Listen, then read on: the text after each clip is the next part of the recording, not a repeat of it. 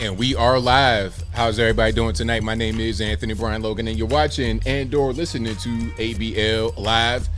Thank y'all for joining me tonight. You could be almost anywhere in the world, but you're right here with me live on the show, and I appreciate y'all for that. We got a whole lot going on all over the internet, all over mainstream media, social media, everywhere, and I don't know where to start. First of all, we got Donald Trump being indicted yet again, 70-something counts. And they tell me that it's not politically motivated. If it's not, then I can't tell. We'll talk about that a little bit more a little bit later. Also, Hunter Biden's former business partner, Devon Archer, has been speaking out, singing like a bird, doing interviews. We'll talk about that in a minute. Also, Lizzo is involved with a big lawsuit. Some of her former background dancers are saying, hey, you're fat shaming us, and you are putting us in really uncomfortable situations overseas, dealing with some really inappropriate behavior. We'll talk about that a little bit more a little bit later. Also, the sun bear, the sun bear over in China that some thought was an actual human being. Is it a human? Is it a bear? We'll talk about that a little bit more a little bit later. Also, Snow White and Willy Wonka have both gone kind of woke. And it's funny because, the whole idea of being woke is you're supposed to be very inclusive and not leave anybody out. It doesn't really matter what his disability is. But all of a sudden, wokeness is now excluding people because of their disability. We'll talk about that a little bit more a little bit later, and a whole lot more topics on tonight's episode of ABL Live. And thank y'all again for being here. You guys are the best audience anywhere on the internet. And a hilarious audience, too. You guys talking about a big fat problem with Lizzo, a big BIG, all caps lawsuit. We'll talk about all that a little bit more a little bit later. But thank y'all for being here. You guys are the best audience anywhere on the internet. So if you like what you're hearing so far, please give the video a thumbs up, like the video, share the video, do all that good stuff. That'll help me out tremendously. We have a lot to get into today, and I'm glad you guys are here. Oh boy, we got a lot to get into. We got quite a few topics. I got a lot of videos for you guys that I've not played on my regular pre-recorded videos that I'm going to play for you guys right here tonight. But first, before we get into it, I got to give a shout out to my sponsors. Shout out to patriotpost.us, your best source of news and information anywhere on these internets. You could go to their website directly, patriotpost.us, or find a link in the description, patriotpost.us, your best source of news and information. Also, my website, anthonyblogan.com. That is ANTHONY, the letter B, LOGAN.com. You can find every article for each video that I produce right there on the front page of the website. And if you're ever wondering, hey, where's the source, ABL?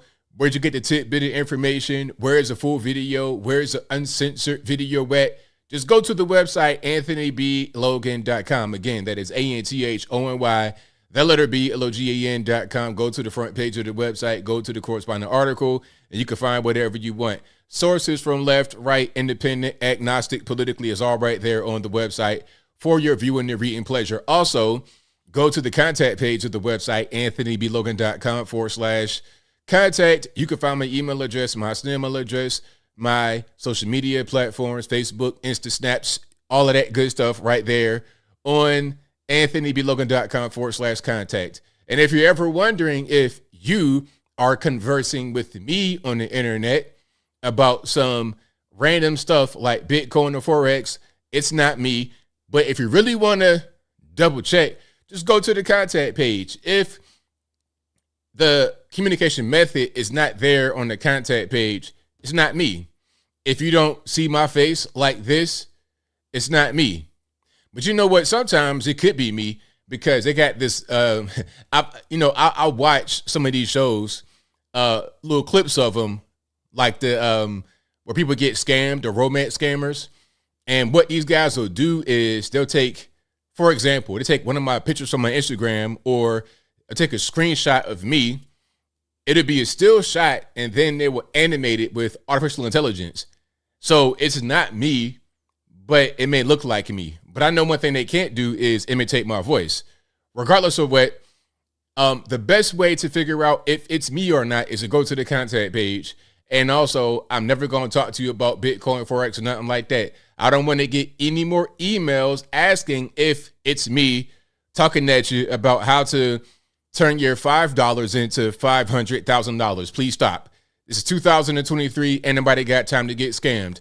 Again, everything you need will be right there on the website, anthonyblogan.com, anthonyblogan.com/contact, ablmerch.com. That is ABLMERCH. We got hats, t-shirts, stickers, hoodies, mugs, and more right there on the website, ablmerch.com, anthonyblogan.com, and patriotpost.us. Everything will be in the box. All right, so we got quite a few things on deck for tonight. And again, thank y'all for being here. Could not do the show without you. But we got a lot to go to get through. We got quite a few videos. Oh, we're going to get into the Trump indictment and whatnot. Oh, yeah. We're going to get into that. The dog and pony show, that is. If I ever seen a dog and pony show, like this is it. This is a prime example of what a dog and pony show is. But before we go into that, let's check out some of these videos here. And I got quite a few of them. Okay, I got some stuff from San Francisco. I got a little bit of everything. Where do I begin? Where do I begin? I could start with, okay. I might start with this video right here.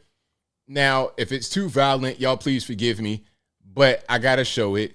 I need to show it. And I also need to show one about the whole thing of, they're talking about DeSantis and the standards for education, talking about, oh, you're saying the wrong thing, doing the wrong thing, all kind of stuff. I got to show that. Oh, and I have one more of those man on the street interviews, this time from our friend, Savannah Hernandez. All right. So where do I begin? There's so much. Okay, let's start with this here. Okay. We're going to start with Savannah. Then we're going to get into some of the San Fran videos and a little bit more. We got a lot to get through. So y'all hang on for dear life on this one. All right. I think we're going to start there. Yeah, that's perfect. And then the San Fran stuff a little bit after that. All righty.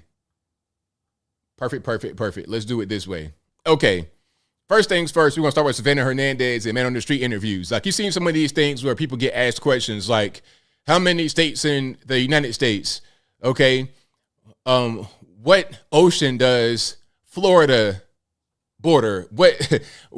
Okay, where is China? Like, basic stuff like that. People just don't know. So let's watch this and see what you know, what you don't know. And hopefully, if you're watching my video right now, if you're watching me live, or if you're watching me on the replay, or if you got the podcast in your earphones right now. And by the way, before we get into this, listening to a podcast right now, it'll be available on your favorite audio streaming platform, whether that be Google Play, Spotify, Stitcher, Apple, iTunes, etc. Link for that will be in the box. I hope wherever you hear me right now, you know the answers to all these questions. All right, let's go ahead and get rocking and rolling. Let's get a little bit of sound. RIP headphone users. What did the Declaration of Independence do? Save slaves from being enslaved. Let's start over again because I came into it kind of hot. The question was, what did the Declaration of Independence do? Now, you guys should know that, right? This should not be a discussion or a debate. It should be pretty common sense. All right? It should be common sense. Like, if I asked you, hey, is water wet? It shouldn't really be a discussion. It is what it is. What about ice? Let's stop playing games. Let's continue. What did the Declaration of Independence do? Save slaves from being enslaved. No. It got us away from the UK. I declared the freedom of the USA. From who? George Washington, am I wrong? From the British, girl. Isn't he from George Washington, England? They freed us, right? From what? Slavery. Declare us independence. Yeah, be an independent or free will country. Of who? Oh, wait, no. It was for the slaves, right? No. But who did we declare independence from? British? Britain? Yeah, Britain or Spain. Adding stuff in it. Like Spain. Why would you talk about Spain? Like, Boy, oh boy. Right, the Declaration. It gave us Independence, freedom. yeah, it gave us freedom and our independence and That's all right. having rights to vote and Right to vote. Who did it give us Declaration of Independence from? Thomas Jefferson. Thomas Jefferson. I don't know. Thomas Jefferson. The Declaration of Independence declared the independence. He's It declared the independence. I mean, he tried. I mean, he just was using what he had. He was like, okay, what did it do? I'm going to just read it back to you. I know kind of what declare means, so I'm going to just say it declared the independence. There we go. We're going to just roll with that one. not wrong. He's not wrong. From who? Abraham Lincoln. But who do we declare independent? The Declaration of Independence declared us independent from Abraham Lincoln. You heard it right there. All right. from? France or Spain or one of them. Oh boy. Okay. Declaration of Independence, July 4th, 1776. We declared our independence from the Kingdom of Great Britain. Okay. That was the thing. You had the colonies that came over here originally from Great Britain. We wanted to be independent from them, start our own nation. So 1776, there we go right there. Okay. And the 13 stars for the original 13 colonies. Same thing with the flag. You got 13 stripes for the 13 colonies. Okay. We declared independence from the Kingdom of Great Britain, 1776. All right. That's why you celebrate July 4th, Independence Day. I mean, now we could get into technicalities of when certain things were signed, but that's not really the point. The point is that it was not to declare independence from Thomas Jefferson or Abraham Lincoln, who came about he was elected president in 1864, if I'm not mistaken, and then he got popped by a Democrat a little while later, but that's a different story. So you're talking about a guy that came about 100 years later? No. I mean, but that's, but I guarantee you this, though. I guarantee you this. If you ask those same kids about, or young people, I don't want to say kids because these are adults, that looks like. If you ask them about LGBT, elemental P, X, Y, and Z, they would have no problem because they are focusing more on that in school rather than basic, simple education. Basic, simple education. All right. So, hey, somebody says it right here. These are 4th grade governmental class questions, and these fools have no clue. Yeah. Somebody said I was free from Joe Biden. Hilarious. But that's what we got going on right now. So while while they're worried about LGBTQ stuff, they have no idea about our own history. All right. Here's another video. And this is a TikTok video on Twitter, or as it's now known, X. POV, shopping in a Democrat-run city. All right, let's check it out. What kind of shampoo should we get? I'm gonna just grab like one of these. Some shampoo. Let's get some deodorant. Oh, let's get some body wash. What else do we need? Laundry detergent. Perfect. Laundry detergent. Air freshener. I mean, what in the world? Why locking up air freshener? You can't even get a Glade plug-in without having to get assistance from a store employee? I don't understand. I don't get it. Why y'all still in Glade plug-ins? Who does that? Let's get some shaving cream, razors, stuff like that. What kind of toothpaste did you want? I like Tell me the purpose of having the retail store where you can actually go in and shop when the things that you want are going to be behind lock and key. What's the purpose? Why not just go to Amazon? I mean, if I could not get basic, simple things just from going in, getting it, and doing like self-checkout, something like that, I'm going to go to Amazon and get it sent straight to my house. It's simple. Excuse me.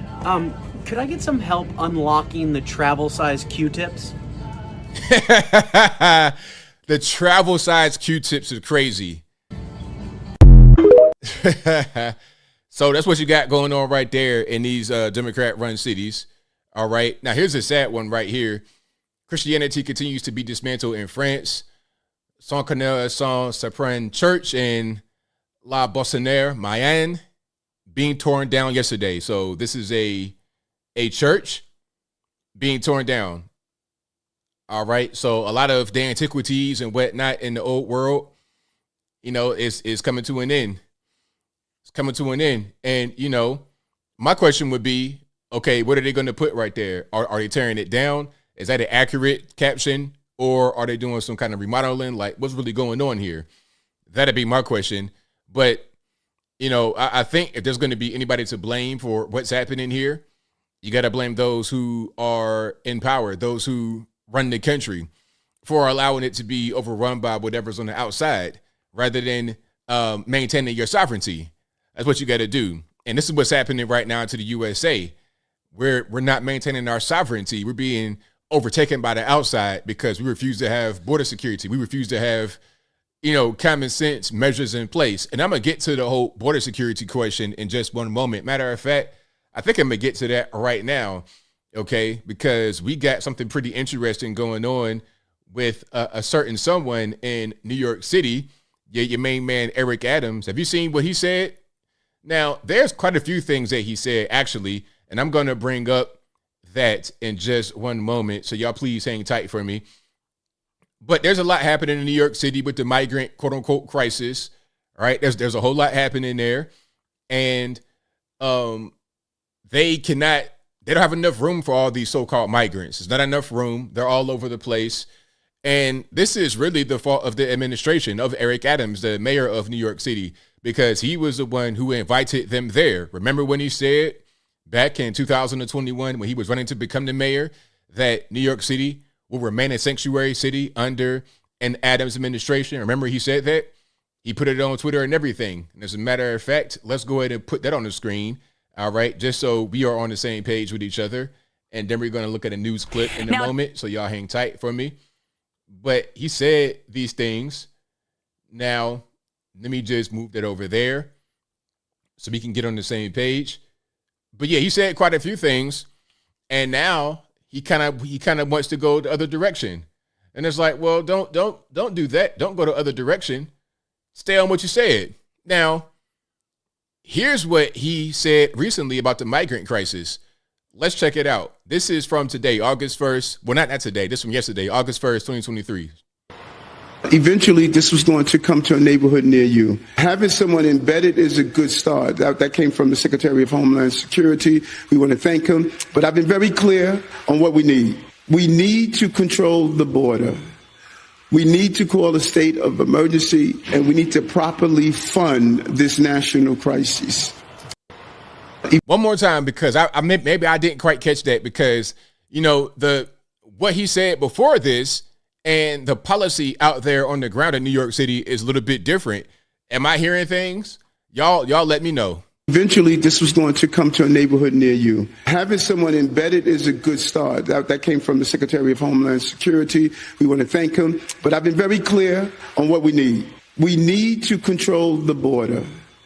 We need to call a state of emergency, and we need to properly fund this national crisis. You got to control the border. Wait a minute. Wait just 1 minute. You, sir, said that New York City is a sanctuary city. So why do we need border control? Why do we need border control? What are we talking about? You want to be a sanctuary city? What's the purpose of having the border controlled and controlling the flow of illegal aliens, asylum seekers, refugees, whatever you want to call them? What's the point in doing that if you're going to be a sanctuary city and you're going to allow everybody to come there? Oh, is it because it's costing you $4 billion to try and house these people and you have nowhere to put them? Now, all of a sudden, you want to make a difference? So maybe what DeSantis and Abbott and other governors are doing by sending in your direction, maybe it's working. Just maybe it's working, because you've become a NIMBY, not in my backyard, right? You've become a NIMBY. When it was in Texas, then it was fine. When it was in Arizona, California, New Mexico, Florida even, is fine. But when it comes to your front doorstep, when it comes to Brooklyn, Bronx, Manhattan, Queens, Long Island, Staten Island, all of a sudden it's a problem. Okay? All of a sudden it's a problem. Here's what he said in 2021. Look, see right there. We should protect our immigrants, period. Yes, New York City will remain a sanctuary city under an Adams administration. Hashtag Eric on NBC. So he probably said that on television, said it right here on the Twitters. But now all of a sudden, oh, we got to control the border. You know, we got to, huh? Now, here's something else. We got more video. So migrants have taken over the streets of Manhattan. Mayor Eric Adams' campaign on keeping New York City a sanctuary city for migrants. Shout out to Libs of TikTok for reposting the video from the TikToks. So check it out. I'm a reporter in New York City, and this is what I'm covering this Monday morning. I took this video at around 4:30 this morning outside the Roosevelt Hotel in Manhattan on 45th Street. This is actually on 46th Street, but I'm just showing on this side to show the line of migrants that are sleeping on the sidewalk. Now, these are asylum seekers. They arrived in New York City a couple of days ago, hoping to get processed at the Roosevelt Hotel. Now, this was an iconic hotel. It's been in movies, but it shut down about 3 years ago and reopened earlier this year as an intake center for asylum seekers. Now, this weekend, they were at capacity, so these migrants were left to sleep on the sidewalk. You can see the only thing separating them from the concrete is cardboard. Except for these folks here, you can see them sleeping right on the concrete, right on the sidewalk directly. If you've been following news out of New York City, you know that this isn't new. This has been happening for the past couple of months. There have been more than 93,000 asylum seekers that have arrived here in the city since the spring. Officials have said that this migrant crisis is costing the city billions of dollars, at least $4 billion, and Mayor Eric Adams is asking for more federal help. Why do you need more federal help? I thought New York City was a sanctuary city. So if you declare yourself as a sanctuary city, then why do you need help? You should have everything in control, right? You say you're a sanctuary city, then you bear the burden. You foot the bill. Look, if I say, you know what, I am able to do X, Y, and Z, I'm taking the challenge and the responsibility. You send them my way, they'll be just fine. And then when you do what I ask, all of a sudden, oh, well, we need some help. We're overwhelmed. Nah. Ain't no we need help and we're overwhelmed. This is what you asked for. So you got it. So don't cry about it now. Don't cry about it now. You have gotten exactly what you asked for. It's very, very simple. All right. Now let's check out this news clip right here. Then we're going to keep on going. We got a lot of video to get through. So let's keep on rocking and rolling. To a developing story, asylum seekers are camping out in the heat in front of the Roosevelt Hotel, a migrant relief center. But that hotel is now at capacity and no longer accepting migrants. CBS 2's Alicia Reed live tonight in Midtown East with the latest there. Alicia? Jessica, some of these people have been camped out since the overnight hours when buses dropped them off in front of the Roosevelt Hotel. They're lined up down the street, around the block, and it's not just in front of the hotel. They're on multiple sides of the street. Now, we did speak to asylum seekers from Venezuela, Nicaragua, and West Africa. They tell us the hotel has been giving them food and water since they got here, but they've been told there's no room. And so for now, they have to sit and wait outside. Today has been quite hot. We're told these MTA buses have been made available for people to go in and cool off. There's no time frame on when they'll be able to get shelter, but one man who is here on his own tells me some single individuals were asked to come outside to offer space for families and children. For now, the rest of these adults remain on the street. They told us that there is no room. It's going to be like they all full. They said that. Like we have to wait maybe 2 weeks, maybe like two days, or who knows. Now, here's something I gotta say this. And I said it in my video as well. The narrative that the media and the politicals will give you is that these are people coming from Mexico. They're poor, they're tired, they're hungry, all this and that, and the third. The average normie, when you talk about illegal immigration and or asylum seekers, they'll say they come from Mexico. They're just trying to find a better life. It's dangerous out there. We got the cartels and everything.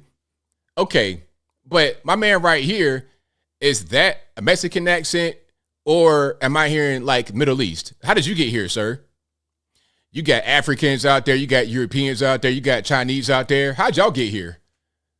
Because again, the narrative is Mexicans who could just walk from Juarez and Tijuana, Sinaloa, they could just walk across the border and to Texas and, oh, I'm an asylum seeker, please help me. No. I mean, they're doing that, but you got people from all over. You got the entire world coming here illegally, or they're trying to subvert the system. They're trying to get in through the back door, literally from all over the world. Plane tickets, they're getting on planes. They're going across the ocean. A lot of Americans will never even get on the airplane, but we're told to have sympathy and a place in our hearts for those who couldn't afford plane tickets, who couldn't afford to pay coyotes to get them smuggled across, and at these hotels where they are held up at, and outside on the ground. Well, really in the hotel, because outside on the ground are going to be the adult males, because the hotels are reserved for the women and the children, and these women are pregnant a lot of times. There was one hotel where they said 2 to 3 children per month were being born. Okay, now you got a whole anchor baby mill in New York City. But Eric Adams, now you want to control the border? Maybe you got tired of delivering babies at these hospitals, anchor babies. It's a mess. If you want to come here, do it the right way. Coming through the back door, sneaking in, illegal. It's a slap in the face to people who have come here legally, who follow the law. Listen, if you want to come to America, I don't care who you are, where you come from, as long as you do it lawfully. But this stuff right here, coming across the border, and then you got it's collusion going on. Eric Adams and other mayors, governors, and whatnot, they invite people like this to their states. Then when it gets out of control, it costs too much, then they want to start complaining. But I'm getting triggered, so I digress. Or who knows? They gave us the ticket. They said they're gonna call us, and they didn't.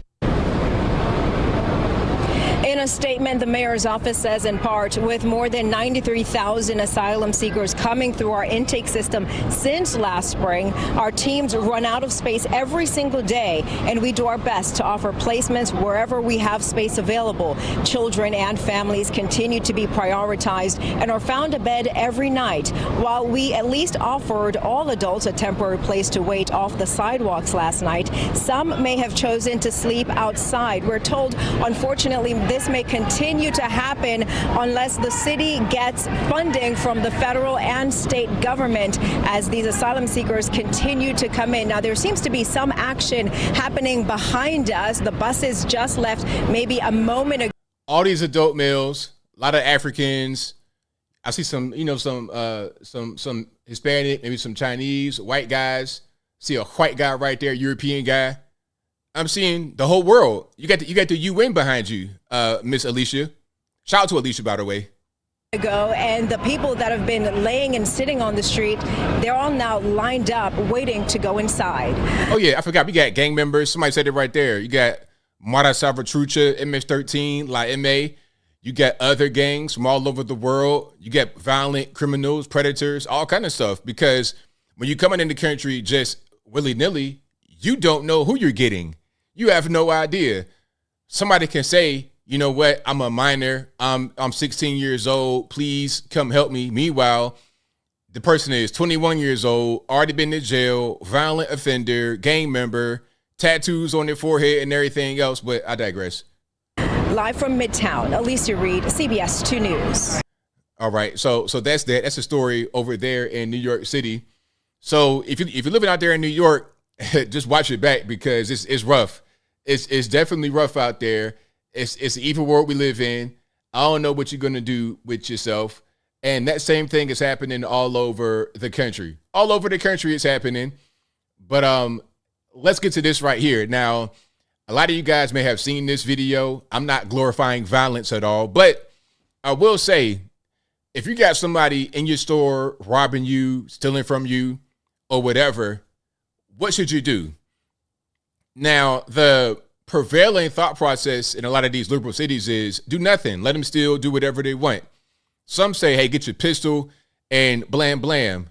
Now, others think a little bit differently.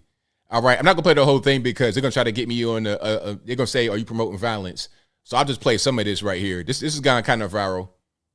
Hey, why are you getting evidence? Sit your ass. Why are you getting evidence? I'll put my strap on your bitch ass. Why are you getting evidence? So apparently we got some Sikhs who own the store, and you got one black guy robbing it, another black guy saying, hey man, you can, and then you can really do just call the police. Now, the one black guy saying call the police, he's thinking like a lot of the liberal people think. Like, matter of fact, we're going to show that in a minute out there in Oakland, okay? Because someone's going to try to blame the blacks for stealing or whatever, but you see over on the left coast, everybody steals. If you want to be a crackhead, smoke fentanyl, whatever, everybody does this. It's not a race thing. And it's also not a race-specific thing when it comes to being lenient. We'll see that in a minute once we get to the Oakland situation. Why you getting evidence?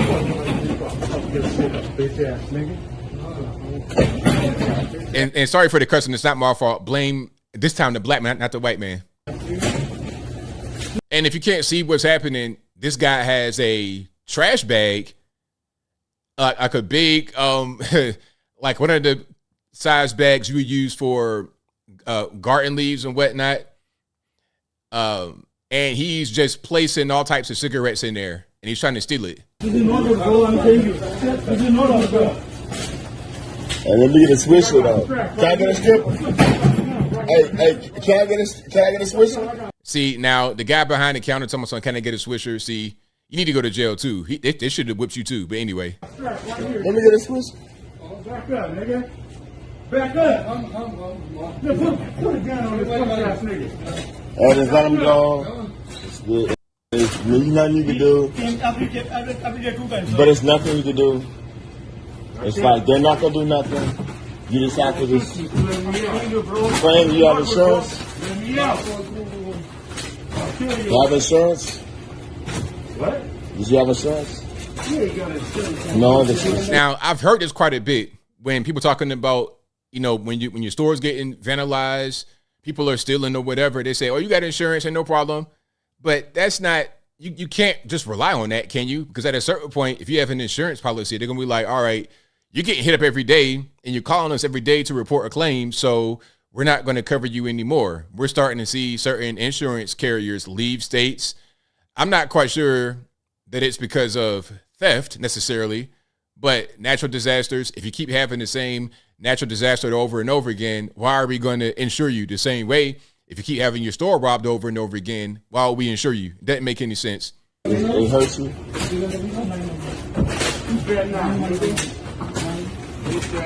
God damn. Ain't nothing you can do there. There's nothing you can do, man, until you call police.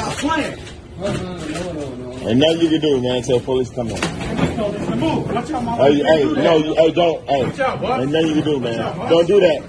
So now the owners are like, okay, you're not going to just go back here and take stuff from us. We're going to get into action. Do that, man. Don't do So my man right here, okay, he's holding them. Do that. And the other guy got the broom handle right there. And he's gonna hit him quite a few times. Now I can't play that in full because YouTube, no, they are. You promoting violence, they're gonna try to flag it. But yeah, they hit him up pretty good. Now I don't think the guy got seriously injured, but this is kind of like a happy medium. You in there still in doing whatever you want to do, and then the owner's not gonna just take it. You want to steal from us? Okay, well, take this beating right quick. All right. Now, here's the question I have for you guys. Here's the question. Will the owners get charged for a crime right there? Are they going to get charged with assault? In some parts of the country, if you do stuff like this, if you do stuff like that to somebody that's in a store stealing, you might get charged with a crime. And then the person that was stealing would get off scot-free. That's kind of how it works, unfortunately. Shout out to your man out there, Daniel Penny. And Daniel Penny didn't even do this, you know, the whole thing with the attack. But that's a different story. And for now, I digress. All right. So say it beat him 100 times. They ain't beat him that much. It's on like a 2-minute clip. And then at that point, it was like a minute 30 of the clip. So yeah, you got what you deserve. Don't go stealing. Leave people alone. Mind your business. It's just that simple. now we're going to continue here because we have another situation that we are going to show. Oh, we got to get into Oakland because that's a pretty big story that I cover on the show. Oakland, San Fran, Bay Area in general, you got a crime problem. And I think the problem emanates from a lack of broken windows policing, and I'll explain. When you're able to, issue citations for things that appear to be smaller, that's how you're able to keep some of the bigger crime down. Okay, like let's say you're littering, just things that appear to be small. When you just let it go, that's when bigger things happen. And that is the problem. All right. That is a problem. All right. First thing that I got a few videos here. Let me go ahead and cue those up right quick. And if you like what you're hearing so far, please give the video a thumbs up, like the video, share the video, do all the good stuff. That'll help me out tremendously. All right. Let's go ahead and get rocking here. So this is very typical out there in Oakland. A news crew got their vehicle broken into instantly. The caption right here says, in Oakland, shooting a story about crime. Got broken into again, but this time our car was completely empty. We were across the street. This happened in seconds. So if you can't see what's going on, the vehicle, the back window is broken out completely. All right. Broken out completely. And they said it was empty, although it was not empty. I see a cup right there, but I guess they meant that there was no actual things of value inside the vehicle. But this is kind of what happens in a lot of these urban inner cities, major cities, where you got all kind of liberal policies. People think that they're not really going to get caught. It's not really a big deal. So they'll do things like this in broad daylight. It's no problem. And the people that allow this kind of behavior to persist keep getting voted for over and over and over and over again. And then there's nothing that's done. And they complain about it, but it's like, well, what did you do to prevent it? All right. Now, I played this video before. This was a carjacking. All right. Let's get a little bit of sound. Now, I'm not sure where this is. I'm not sure the exact location out there in Oakland, San Fran, Bay Area. If you guys are out there, you guys know, y'all let me know. Let me put it in the comments. But a woman was driving and she gets cut off by a vehicle and they tried to carjack her. Dashcam video posted in Nextdoor is provoking a lot of talk and a lot of fear. In it, a woman is driving on Skyline Boulevard when the car in front suddenly pulls up, blocking the lane. No.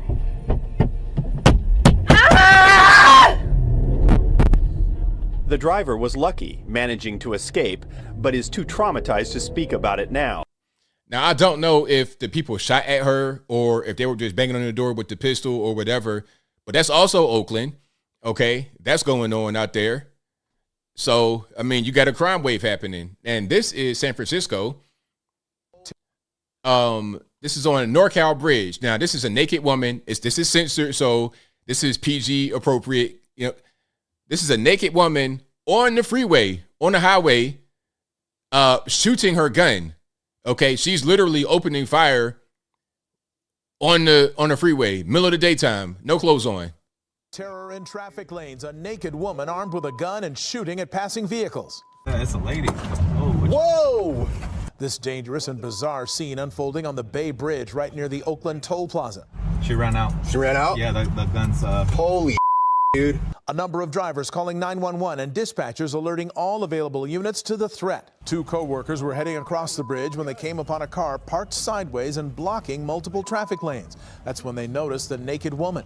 I heard the pop. Yeah. Like I saw her walking around and I was like, oh, that's a gun. That's actually a gun. How do I get out of here? I can't just stay here. We're sitting ducks. You have nothing but a windshield protecting us. That woman later dropping the gun and then arrested by responding officers. That front row seats, man. It's buns and guns right now. Buns and guns. It's not known if any of the shots she fired actually hit any vehicles. She's currently in custody and undergoing a mental evaluation at a local hospital. So there you have it. Okay, that's San Fran for you right there. Okay, this is what's going on out there.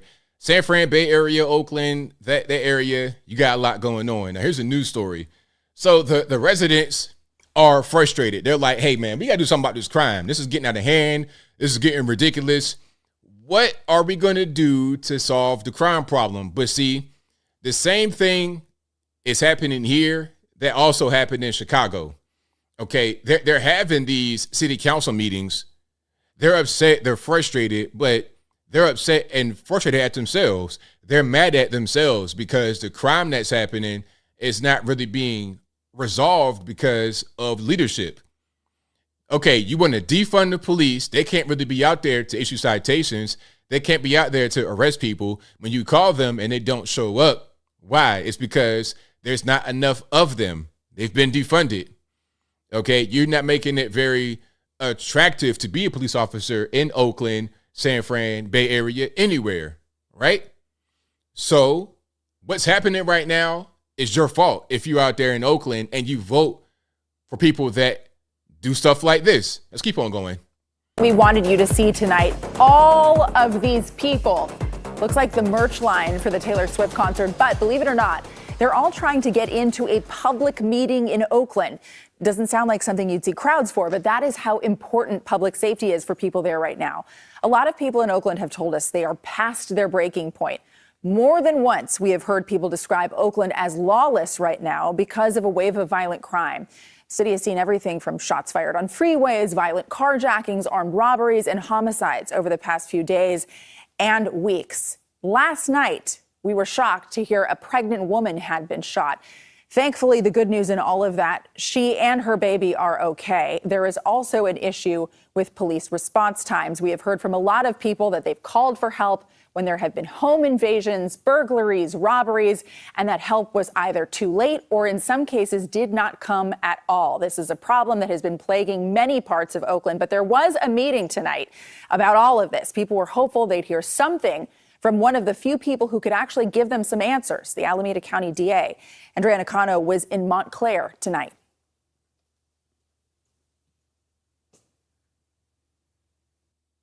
This was supposed to be a small community meeting, but there were so many people that wanted to know more about crime in their community and how these cases were being prosecuted. Many of the residents, though, left disappointed, feeling there were very few solutions offered. A crowd of people outside wasn't even allowed in as Montclair Presbyterian Church was filled to capacity. The crowd inside was eager to talk about violent crime and started interjecting as District Attorney Pamela Price tried to go into a presentation about Criminal Justice 101. Some people want to know it because... Like this little thing right here, the little PowerPoint, nobody wants to see that. Nobody wants to see that. They're in there trying to find answers. And the crowd, you can see, is pretty diverse. You got a lot of, gray hair whites, a lot of younger whites, blacks, different kind of groups in there. Okay, they're concerned about what's happening in the community. But see, the problem is that I'm guaranteeing you most of the crowd probably voted for these people that are in here. Now, here's something. You know what? I'm going to show you one thing that I didn't even see the first time I saw this video, the first time I made my video about this. Do you see? Okay. They're outside of a church right now. They're going into a church to have this meeting. Now, do you see anything that looks a little odd about this church from the outside? Do you see anything that looks a little odd? I do. Okay, we got right here, you see my mouse on the upper right-hand side? We got a trans flag right there and a gay flag. Why is that on top of a church? Now, I'm not against anybody, adult, that wants to do whatever they want to do. Any adult, not children, any adult. But why would that be on top of a church? See, the liberal ideology is the problem. They don't understand that their ideology is causing the crime because they're allowing criminals to do whatever they want to do. They're mad about the results of their own ideology. They think that everybody should just be flower power like them, but that's not the reality of the world. There are people that like to smoke crack, shoot fentanyl, and do bad things. And you got to figure out a way to get them out of your society so they don't run amok and victimize you by trying to carjack you, kidnap you, or whatever.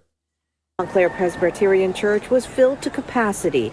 The crowd inside was eager to talk about violent crime and started interjecting as District Attorney Pamela Price tried to go into a presentation about criminal justice 101. Some people want to know it because everybody does not know it, okay? Address the issue. Okay. The frustration wasn't just aimed at the district attorney. Captain Clay Birch from the Oakland Police Department was questioned about what officers are doing to prevent crime.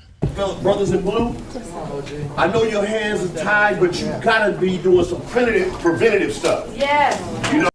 Okay, now he's saying we need to do some preventative measures. But see, that's called broken windows policing, which is often frowned upon by these people, by these liberals. It's often very much frowned upon. All right, so it's like, how are you going to do it? And there's another trans flag right there. You see, there's all kind of Easter eggs all throughout this video. Another trans flag right there on the thing. They're already overtaken by this ideology, by this poisonous ideology. That's a problem. If you're not going to fix that, you're not going to fix anything. You know, you standing here on the corner right here in Montclair, you can hear the bucket cars come up here robbing us blind. You know? Amen. I mean, you know, please talk about preventative, not a crime happens. Captain Birch tried to explain how the department's hands are tied, especially when it comes to property crime. There go that carjacking right there. All we have is a burglary and my officer sees 5 cars being broken into, and that car takes off, we can't chase that car. But a lot of the anger tonight was directed at crime sprees where kids are the suspects. District Attorney Pamela Price said in a recent case there wasn't enough evidence to take a group of kids to court. What happened after they were let go? Who knows, right? Yeah, I mean, vicious little monsters. Many concerned residents wanted to hear more about how criminals are punished. I just want to say that there must be consequences. Yes. Unreal. There must be consequences, but do I see a tinge of purple hair on this elderly lady? I'm not trying to judge someone based on their hair color, but sometimes you can judge based on somebody's appearance. You can. Okay, how much you willing to bet she just came from a pride march, right? And then coming in here talking about, oh, we got to punish these criminals. Your ideology that you go throughout life with is not matching what you want from law enforcement. Make that make sense. Make it match. Then you might be able to get some progress. But until then, you're going to have a problem. That there are no consequences for these children. Price did talk about the movement within the state to decriminalize kids, a movement that she identifies with. One of my goals is... So decriminalizing so-called kids, what are we talking about? Are we talking about people that are under the age of 18? A 16-year-old gangbanger, is that really a kid? I'm not really sure. That classifies as a kid. Okay, you got some of these youngins that got bodies on their gun. They got a crazy rap sheet that engage in extremely violent criminal activity. Actually, that's really the age they start. 14, 15, 16. You got some guys that will kill you that age. So to say that they're just kids, it's kind of misleading. Yes, they are young. Yes, they are minors, but no, they are not just safe, random, innocent little children. That's not what's going on. These young people, young men especially, will kill you and it won't be a thing. And then when you go to the Mexican Mafia, like MS-13, they go even younger and they have no problem smoking you instantly. That I will give young people hope. That because I was on doing some things that I shouldn't have been doing, but because some people believed in me, that they helped me find another way. Many residents, though, say at this point they no longer feel safe in Oakland and they want more concrete solutions to the problem. But at the end of the night, for some, more frustration set in. A lot of jabbering and ranting that really... Yeah, there's a lot of that going on because y'all not getting down to the core of the problem. I'm not going to play the whole thing right here, but you guys get the idea of what's happening. You know, these people, they want change out there in Oakland. They want things to be different. But in order for there to be anything different, in order for there to be any kind of change, they got to be participating in the change themselves. If they're not doing that, then they're going to get the same old thing they've been getting throughout the entire time. So it is what it is. If you like what you're hearing so far, please give the video a thumbs up, like the video, share the video, do all that good stuff. That'll help me out tremendously. And we have quite a bit to get through here. I don't even know where we're going to go next. I think I kind of want to get into Lizzo. Shall we get into Lizzo? Because that is a very interesting situation. Now, Lizzo, you guys know who Lizzo is, right? And if you don't know, I'm going to show you. And RIP to your eyes if you're not necessarily a big fan of Miss Lizzo, but we got to get into it, all right? And this is going to be a little bit graphic, a little bit extreme, but I'm going to try to keep things as PG-13 as possible, all righty?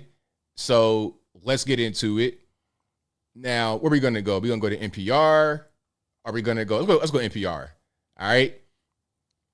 Now, here we go. Here's the article right here, okay? Lawsuit, and before I start, the word lawsuit. Anybody can sue anybody for anything. People get sued all the time.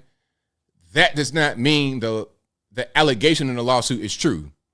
Remember Nick Cannon, and when he was married to Mariah Carey, their nanny sued them because she said their baby headbutted her and caused her pain and suffering.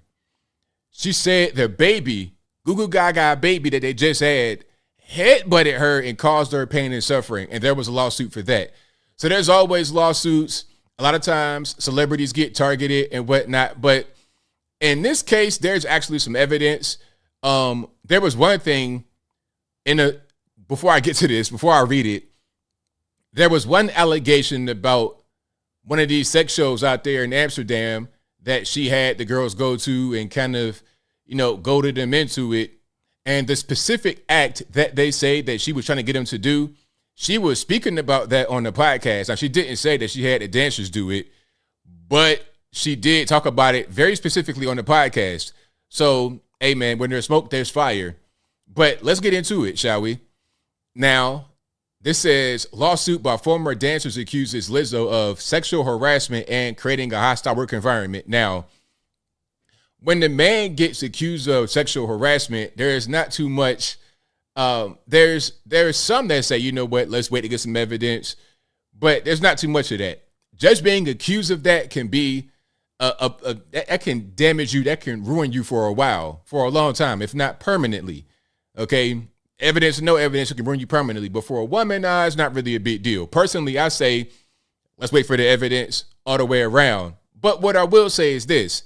The hypocrisy here is crazy because Lizzo, her whole brand is being big. Her Instagram name is Lizzo Be Eating, as in eating food, chomping down shrimp scampi and scallops and hamburgers and hot dogs and hog moths and chitlins and everything else, okay? Lizzo Be Eating is her Instagram handle. I'm not making it up, okay? You can look it up right now and you'll see what I'm talking about. The name of her company that employed these girls was called Big Girl Big Touring. Her whole brand is about being big. The background dancers are big. She's big. She goes on stage twerking, showing that big backside. That's her whole thing. And she's body positive. And if anybody says anything negative about Miss Lizzo, then she's upset saying, hey, you guys are body shaming me. This is not the way to go. It's 2023. Let me be big. And I think Lizzo is part of the reason why there's this big movement on social media among some young girls to be fat. They call themselves fat bees. Like one girl said, I saw one, I'm not making it up. One girl had a TikTok where she said, day in the life of a fat bee. She called herself that. I blame Lizzo, but I digress.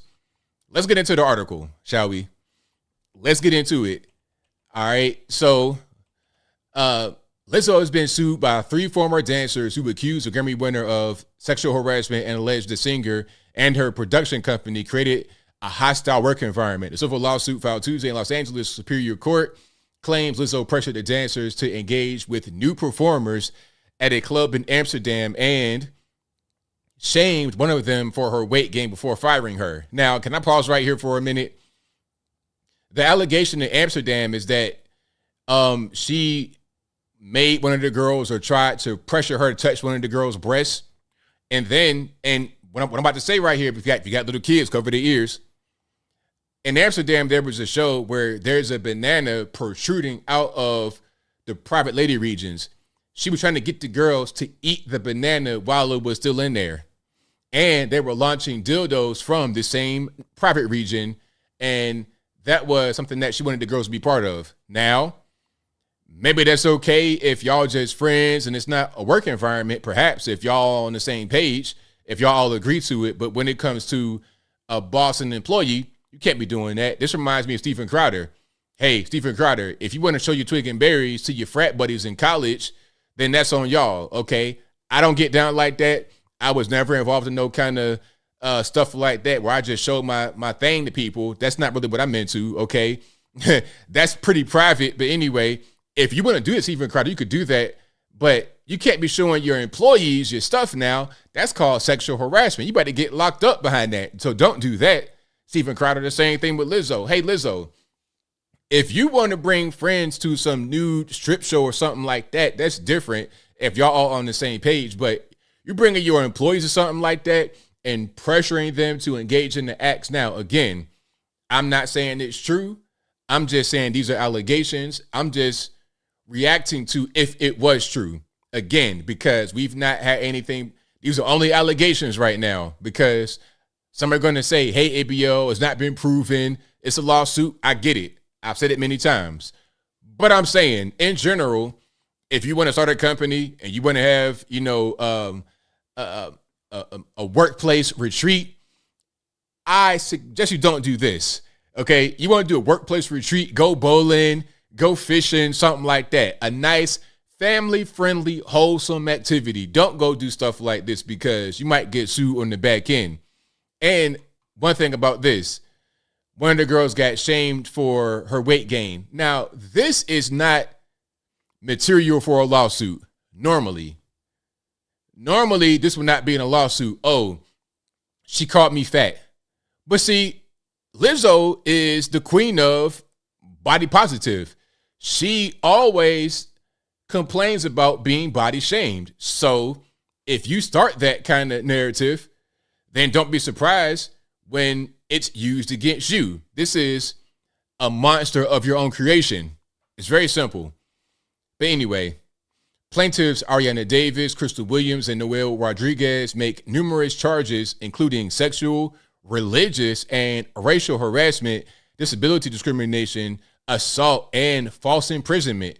Now, let's read some more of this because the whole thing with religion, the captain of the dance team, Charlene Quigley, was trying to get the girls allegedly to convert to her religion. I'm not sure what that was, probably Islam or Prislam, but different story. Anyway, trying to convert them to Prislam and was trying to tell them to dress a certain kind of way and be modest. It's like, what are we talking about? We talking about being modest when that is your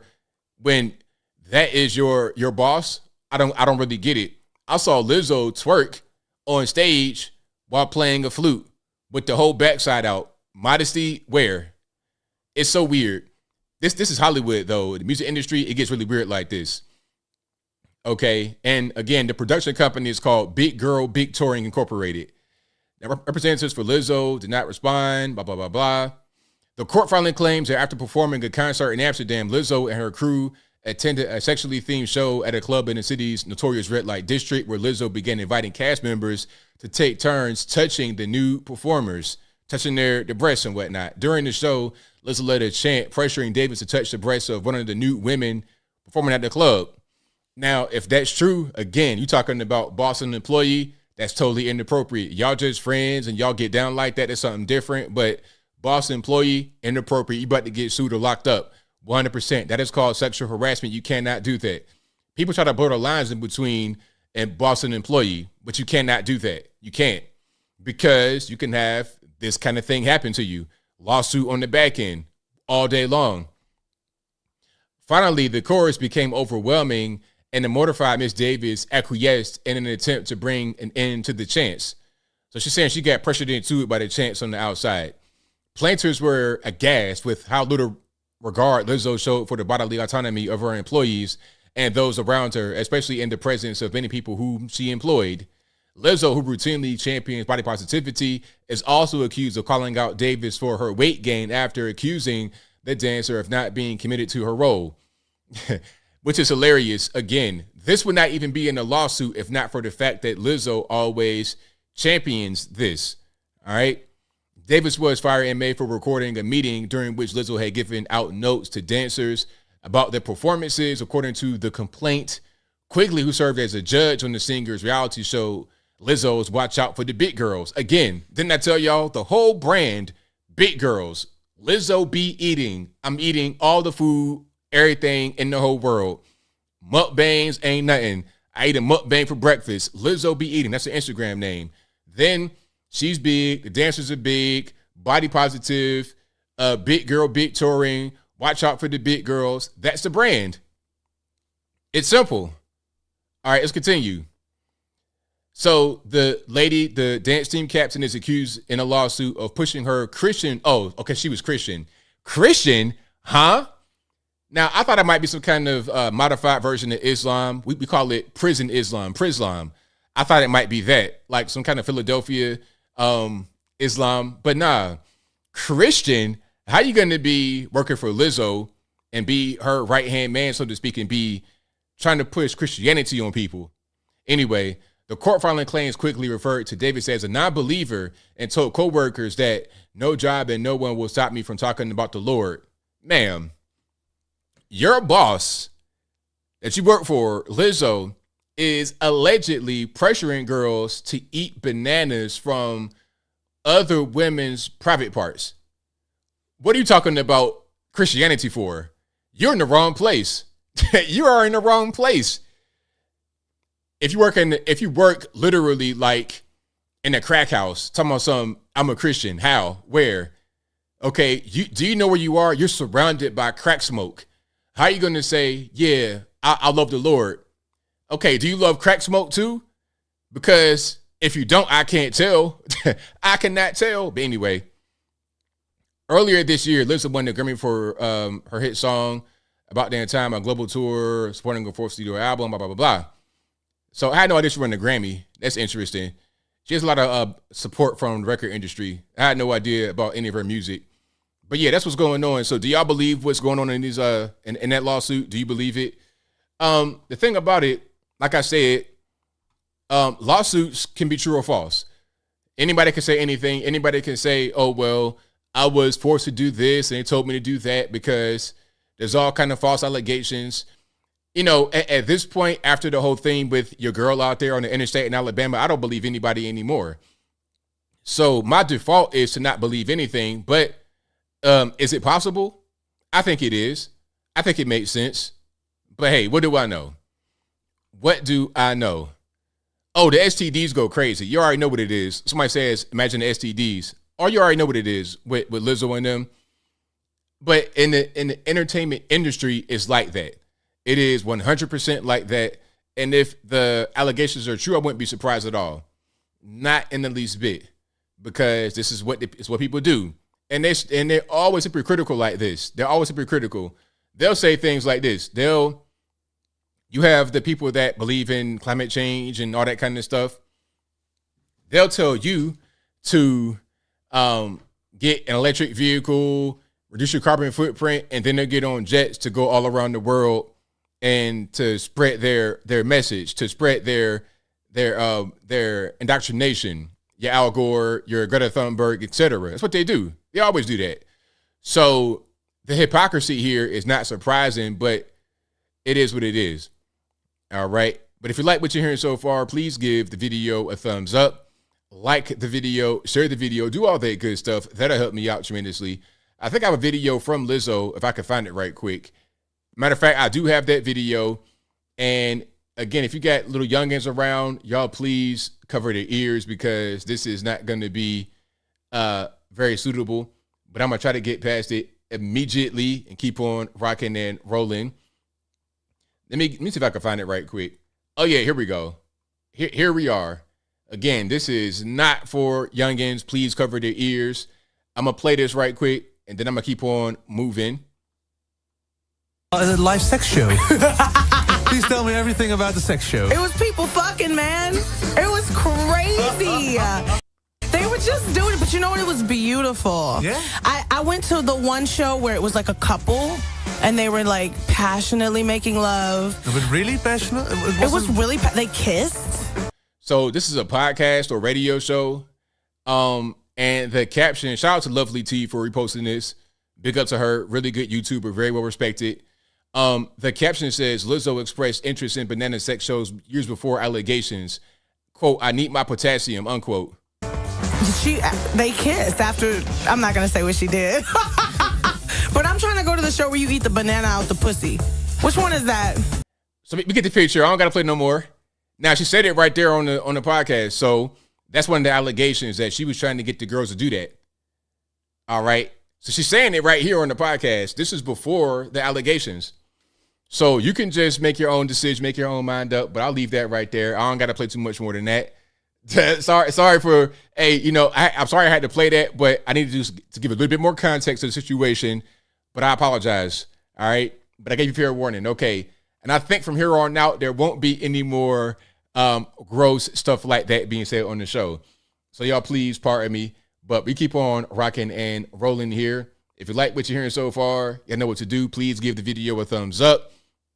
Like the video, share the video, do all that good stuff. Now, speaking about big people that may be something else, let's get to the China, the fake bear, the so-called fake bear. Now, I was reading some of the comments.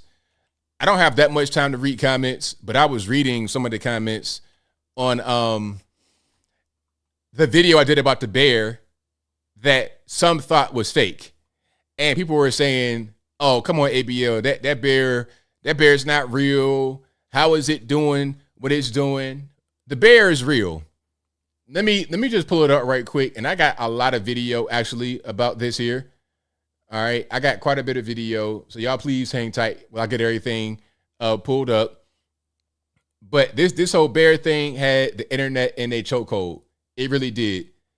Let me go ahead and yeah, matter of fact, this is perfect, actually. All right. I got everything on my website here. And if you want to see any of these videos, the link will be in the box for you guys to see for yourself. But let's go ahead and get into it. There we go. Perfect. Perfect. All right.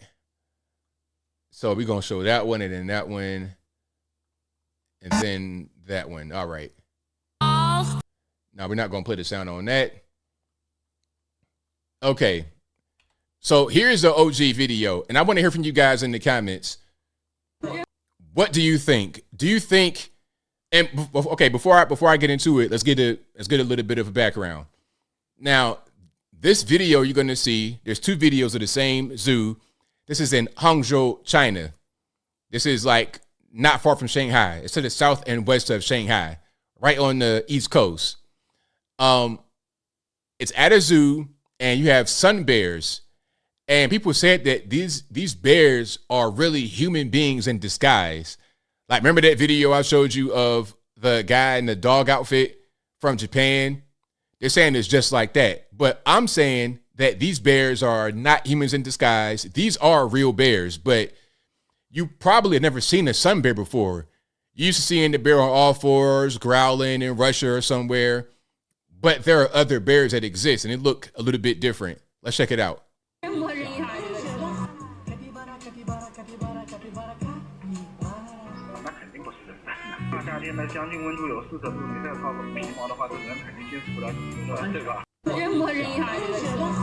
So people are saying that's not a real. But do you see the face? Like, okay, look at the face here though. If that's a mask, then this is a crazy mask. And look at what you see right here. The neck is as wide as the shoulders. All right. And it's long. And look right here at the front of the bear. You're going to see the markings and the way the chest is and everything. You're going to see that again in the clearer video of a different bear in a different place, but it's the same type of bear, a sun bear. All right. So it looks like the bear is just standing regular, like a regular person, got his hand out like, yo, where the snack's at? And then this part right here in the back, you see, they're trying to say that's like a wrinkled up pair of pants or a t-shirt or something, but that's not what's going on. It just looks very suspect. I understand why.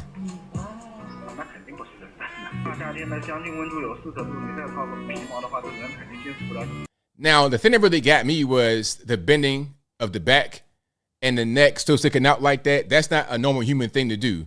Like this action right here, look at this. First of all, the neck is like 15 foot long and it's wide. And then the back, look at the way the back curls up. And then the neck goes straight. That is not, you have a 90-degree angle with your neck. Humans are not doing that. And then the back going like that, it's going to hurt your back and your neck. My neck and my back are hurting by watching that, okay? So I have more video. Let me just get it queued up properly here. All right, there we go. I got it. Here's another one of the same situation, a different angle, a little bit further out. And the text on the screen says, Chinese zoo denies its bears are humans in disguise, because they had to come and make a statement and everything. Now, you see the bear standing on these rocks, like right on the edge. So if this is your first time seeing a sun bear, you'd be like, well, what is a bear doing? Is that a real bear or what's going on? It's the white neck dude. Shout out to him. That is not him. All right, but yeah, it looks pretty suspect, but that is a bear. Now I got more video. Now this is another sun bear. Okay, now check it out. This is a different place, different bear, but the same type of breed, the sun bear. All right, no sound on the video, but then look. Okay, we got the same markings right there, the same head, the same chest structure. If that is a costume, then whoever did these costumes, look, if that is fake, whoever's doing these costumes needs to do all the costumes. Look, hire this guy for the next Justus Smollett hoax, for the next Carly Russell hoax. Hire this guy for all the world's hoaxes, because that right there is a beautiful costume if it is a costume. But the truth is that's an actual bear. It's a real animal. I saw that one, Prime Matrix. What about the bear that got Russians riding it? Bears are different. Bears are different. People are not used to seeing that kind of stuff because you don't normally see bears. If you just are riding around the country, you're going to see horses, deer, cows, dogs and cats in somebody's house. You're not really going to see a bear just hanging out on your corner. And if you do see a bear, you're calling the police. And you probably going to it probably like go by real quickly. Maybe it's in your pool or something like that, but you're not really going to see a bear like this up close. All right. That is a real bear. Look at the eyes and the mouth. I mean, come on. And then you see it's on all fours, and then it just scoots up. That is a bear. All right. Let's keep on going here. Here's another bear with the back wrinkled up like that. Why are the bears so skinny? That's a good question. I don't think all bears are going to be the grizzly bears or the brown bears we see here in North America. Sometimes they're different. It just is what it is. You got some dogs that are really big, the big mastiffs. Then you got the real slender dogs, but they're still dogs. It's just different size, different types of the same thing. Now, here's a video I didn't play on my regular pre-recorded. This is crazy. This is from Inside Edition, and this is from 7 years ago, 2016. This is a crazy video. Check it out. Check out these bears. They jump on their two back paws, surprising the tourists. Look at this. In this video by Viral Hog, tourists at the Everland Park in South Korea were entertained watching two bears stand up on their hind legs as they caught some treats in their mouth. They're catching the food with their mouth like it's nothing. The bears even continued following the bus while running.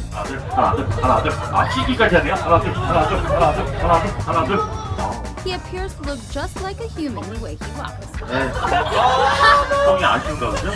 Be sure to watch Inside Edition. So things are different across the world. Things are different. Okay. That is something you probably would think would never happen. You would never see it. But yeah, that's real. You know, Earth is a crazy place. I tell you what, it's crazy. You'll see some things that are like, really? Like, what's going on with that? It's crazy out here. Train bears, exactly. Yeah. Train bears all day long. You can train bears. It's no big deal. All right. That's just kind of what's going on. And I got one last bear video. This is what you probably would see in North America most of the time. If you see a bear out in the wild, you'll see something like this, right? Now, people say that's crazy when you get the bears getting treats and standing on their hind legs and following the tour bus. They say that's crazy, but then when you got a bear hanging out in the pool with his paws on the edge, like he's just chilling, enjoying the view, ain't nobody gonna say nothing about that? Ain't nobody gonna say nothing about how the bear's enjoying the view in somebody's backyard? You think the bear know what he's doing? You think the bear did not just scope this place out? Like, you know what? That is a beautiful pool and a great view. Let me go ahead and just get that right quick. Come on. Look at this. He's chilling. I don't blame him. Exactly. I don't blame him. Right. Oh, you guys, give me a grin. Yeah, he knows exactly what he's doing. He was just up there chilling like this. He's just chilling. These animals are very smart. Smarter than what you would know. You know, we think that all these animals just running around aimlessly doing nothing. They are very smart, very resourceful. They know what they're doing. They know exactly what they're doing. Just like we see those killer whales destroying these boats randomly all of a sudden in coordinated attacks. They know what they're doing. They know exactly what they're doing. They are not just dumb and doing things. Oh, I thought it was another whale. No, they know it's a boat of human beings and they're trying to kill you. That's what's going on. Okay. They call them killer whales, but they can kill you in different ways other than just eating you. All right. And make it a routine. Exactly. It'd be a routine. Just chilling. Yeah. Ain't nothing going on. Ain't nothing going on. Yep. So yeah, exactly. Carolyn Jones. I always thought pandas were not bears. The sun bear is unique also. China is different. Yes, China is most certainly different. Matter of fact, go to Australia. Oh my goodness. I don't even want to show Australia right now because if you got arachnophobia, do not go to Australia. Them spiders be like the size of a small car. You got the spider size of like, I don't even know. These spiders are humongous. They're crazy. The snakes out there are humongous and crazy. The animals out there, the wildlife, it's a complete mess. So I'm cool on that particular part of the world. Okay, if I was to show you an Australian spider like in real life, you'd be like, "There's no way that's real," but it is real. But if you like what you're hearing so far, please give the video a thumbs up, like the video, share the video, do all that good stuff. That'll help me out tremendously. Oh yeah. I got one more Bay Area video that I did not show. I forgot about it. Have you guys seen this? Look, I've seen when they strip cars down to the bare bones, right? When they skeletonize a car. But usually when they do that, the car is left on blocks, right? That's usually how it goes. Okay, it'd be a car that's parked somewhere and thieves will just come strip it down, leave it on blocks. And all you got left is whatever they want to leave. But here, this car got skeletonized and left right in an intersection in, what they say this was? In Oakland. So the pickup truck, they say it's $100,000 and it got left skeletonized right there in the street. Now what they didn't do, town, baby.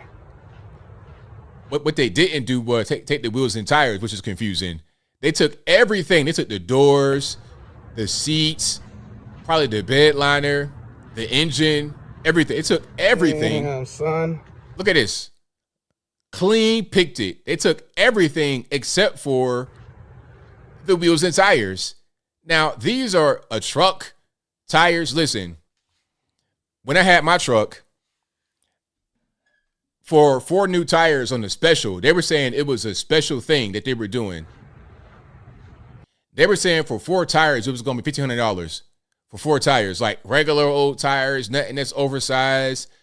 It wasn't no lift kit on it. I'm talking about regular size tires, $1,500. So these tires right here, I could see from here, they're not bald, and the wheels are going to be worth some money. These are nice custom wheels, but they're left on the truck. It's kind of confusing. Maybe it's because they wanted other things inside the vehicle, and they put it out there right in an intersection to send a message to somebody. I mean, they picked it clean. They took the tailgate, the lights, everything. That's crazy. Just right in the center of an intersection like it ain't nothing going on. Now, who did that?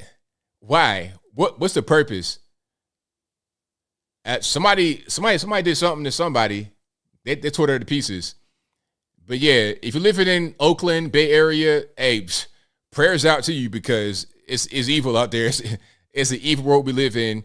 If you have a truck like this or any kind of vehicle, man, get a garage, do something, or just leave. Just leave. All right.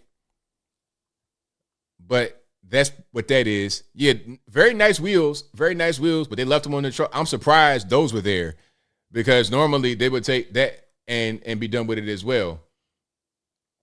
All right, let's keep on rolling here. Hold on, let me see if I can find something. All right, we got more videos to get into. Where are we going to go next? Devon Archer? No, hold on. No, Snow White.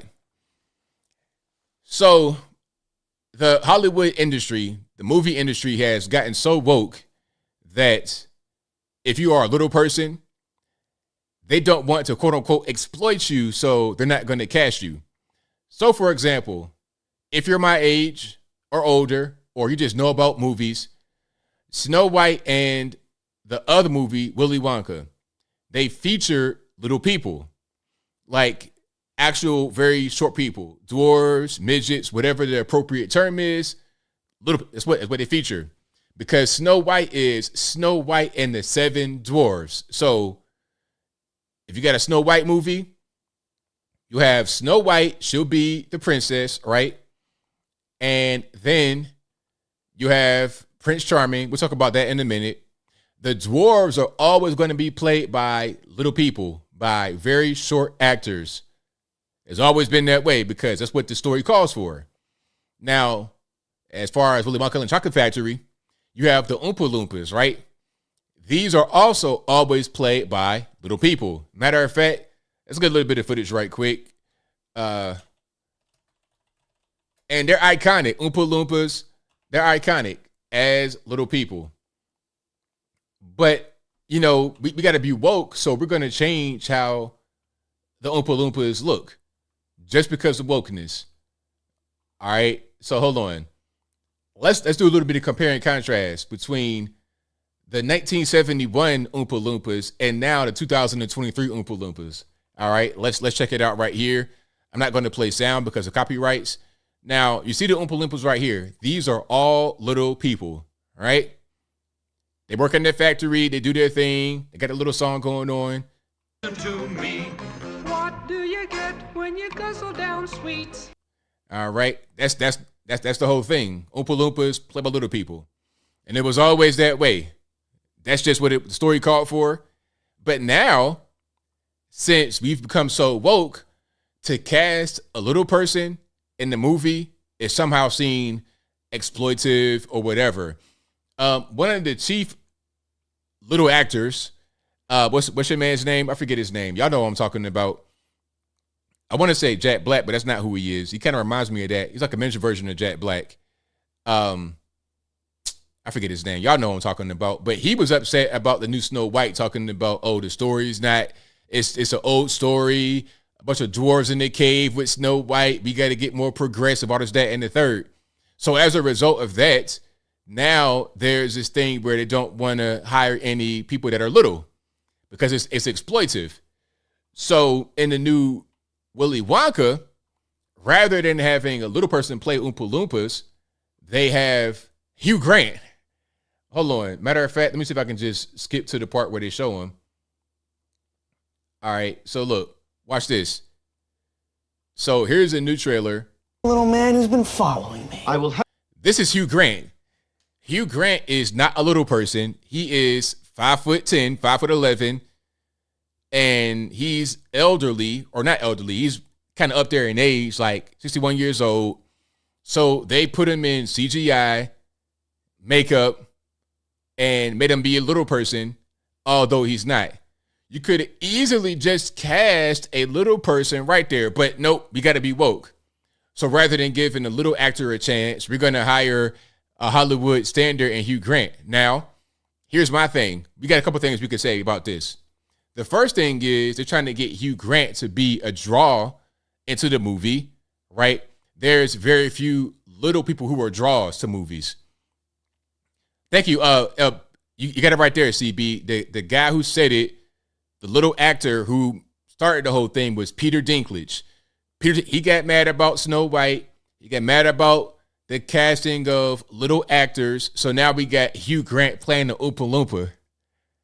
So look, you could bring a draw into it. There's not very many little actors who are draws. First. Second, you can pay them whatever. We got the SAG-AFTRA strike going on right now. They're trying to get more money as screen actors. So it's like, you know what? All right. Rather than having a writer get paid X amount of money, we use ChatGPT or some other kind of AI to write scripts. Number one. Number two, rather than hiring a little person or XYZ specific actor who has leverage over us to get paid a certain amount, we'll get these washed up actors from 2005, Hugh Grant, throw him in there. He got a little bit of name recognition still with some of the older audience. Throw him in there. They'll say it's about being woke and inclusion, but really it's about money, and it's about just trying to look. You can appease the woke crowd and make more money. Why not? Why not? That is the whole thing. And then with Snow White, they are doing the same thing. Now, I almost covered the Snow White story right when it first came out, but I was told that this was fake. What I'm going to show you right now. They said it was fake, but it's not fake. And I'm going to explain why. So check it out. Hold on. Let me get this right here. So there were some pictures that came out, and Disney said, these are fake pictures. It's misleading. Don't look at them, blah, blah, blah, blah, blah, blah. But look, okay, what you're seeing right now is a stand-in for Snow White. Now, maybe I'm wrong. If I'm wrong, please correct me. Anybody that works as a screen actor or in Hollywood at all, or on movies, television, or whatever. But when you have a stand-in, the stand-in looks like the actor that they are standing in for. Okay? This right here is a Snow White stand-in. Now, if you saw the actual Snow White they want to cast, she looks like her. Kind of a olive skin Latina type young lady. And I'll show her in a minute. I got a video of her being very insufferable. But this girl is not the actress, but she looks very similar to her because why? She's a stand-in. Okay, now check it out. Here's another picture. Now, these are stand-ins for the so-called dwarves. You have one little person in the very front, and then the rest you have average-sized people. And my man in the back appears to be very tall. Okay, looking like Vlade Divac, Kristaps Porzingis, Luka Doncic, Petar Stojakovic, okay, Drazen Petrovic, RIP. You're looking like every European basketball player from the past 25 years with no shave. What's going on? But the story says Snow White and the Seven Dwarves. They said it's a fake picture because these are stand-ins. Again, stand-ins look like the actual movie's actors. So there's only going to be one little person and the rest average-sized people because we got to be woke. We can't cast all little people to play dwarves, right? That's where we're going. Now, you know where we're going to go next. Well, we've already kind of crossed this path where you're going to have black actors portray white people, just like with Anne Boleyn. Remember that whole thing on Netflix? Anne Boleyn. Anne Boleyn was obviously a white lady. You got a lady from the Caribbean, Africa, or whatever to play her. And what they want to do, what they may not do, they kind of did it one time, but not they did it as a joke to see what the reception was going to be. Okay, Tropical Thunder, Robert Downey Jr. They put him as a blackface guy. They did that to kind of test the waters because the next thing they're going to put a white guy playing a black guy. They actually did that one time, but it wasn't really a blockbuster movie. They put a white guy to play Michael Jackson when he got the skin treatment and whatnot. They put a white guy in there, but that was not a big blockbuster movie. All right. And Disney said these are not the actual actors. They are stand-ins, but again, they're going to resemble actual actors. And they said that the dwarves are going to be of different sizes, different heights, different genders, and different races. That's what they said. So here we are. Somebody said this is Snow White and the Pirates of the Caribbean. I was through. I was too through when they said that. Shout out to whoever said that in the comments. They had me crying laughing when you said that, boss. Whoever you are, shout out to you. Hat tip to you. But yeah, that's what we are nowadays. Now, are we going to see the next MLK movie and have MLK played by my man that played Professor X from the X-Men? Am I going to see Professor X talking about I Got a Dream? Am I going to see that? Okay. Am I going to see, how about it's going to be a movie with MLK and Malcolm X, and it's going to be the guy that played Magneto, and then the guy that played Professor X. Okay, I don't want to see that. I don't want to see that.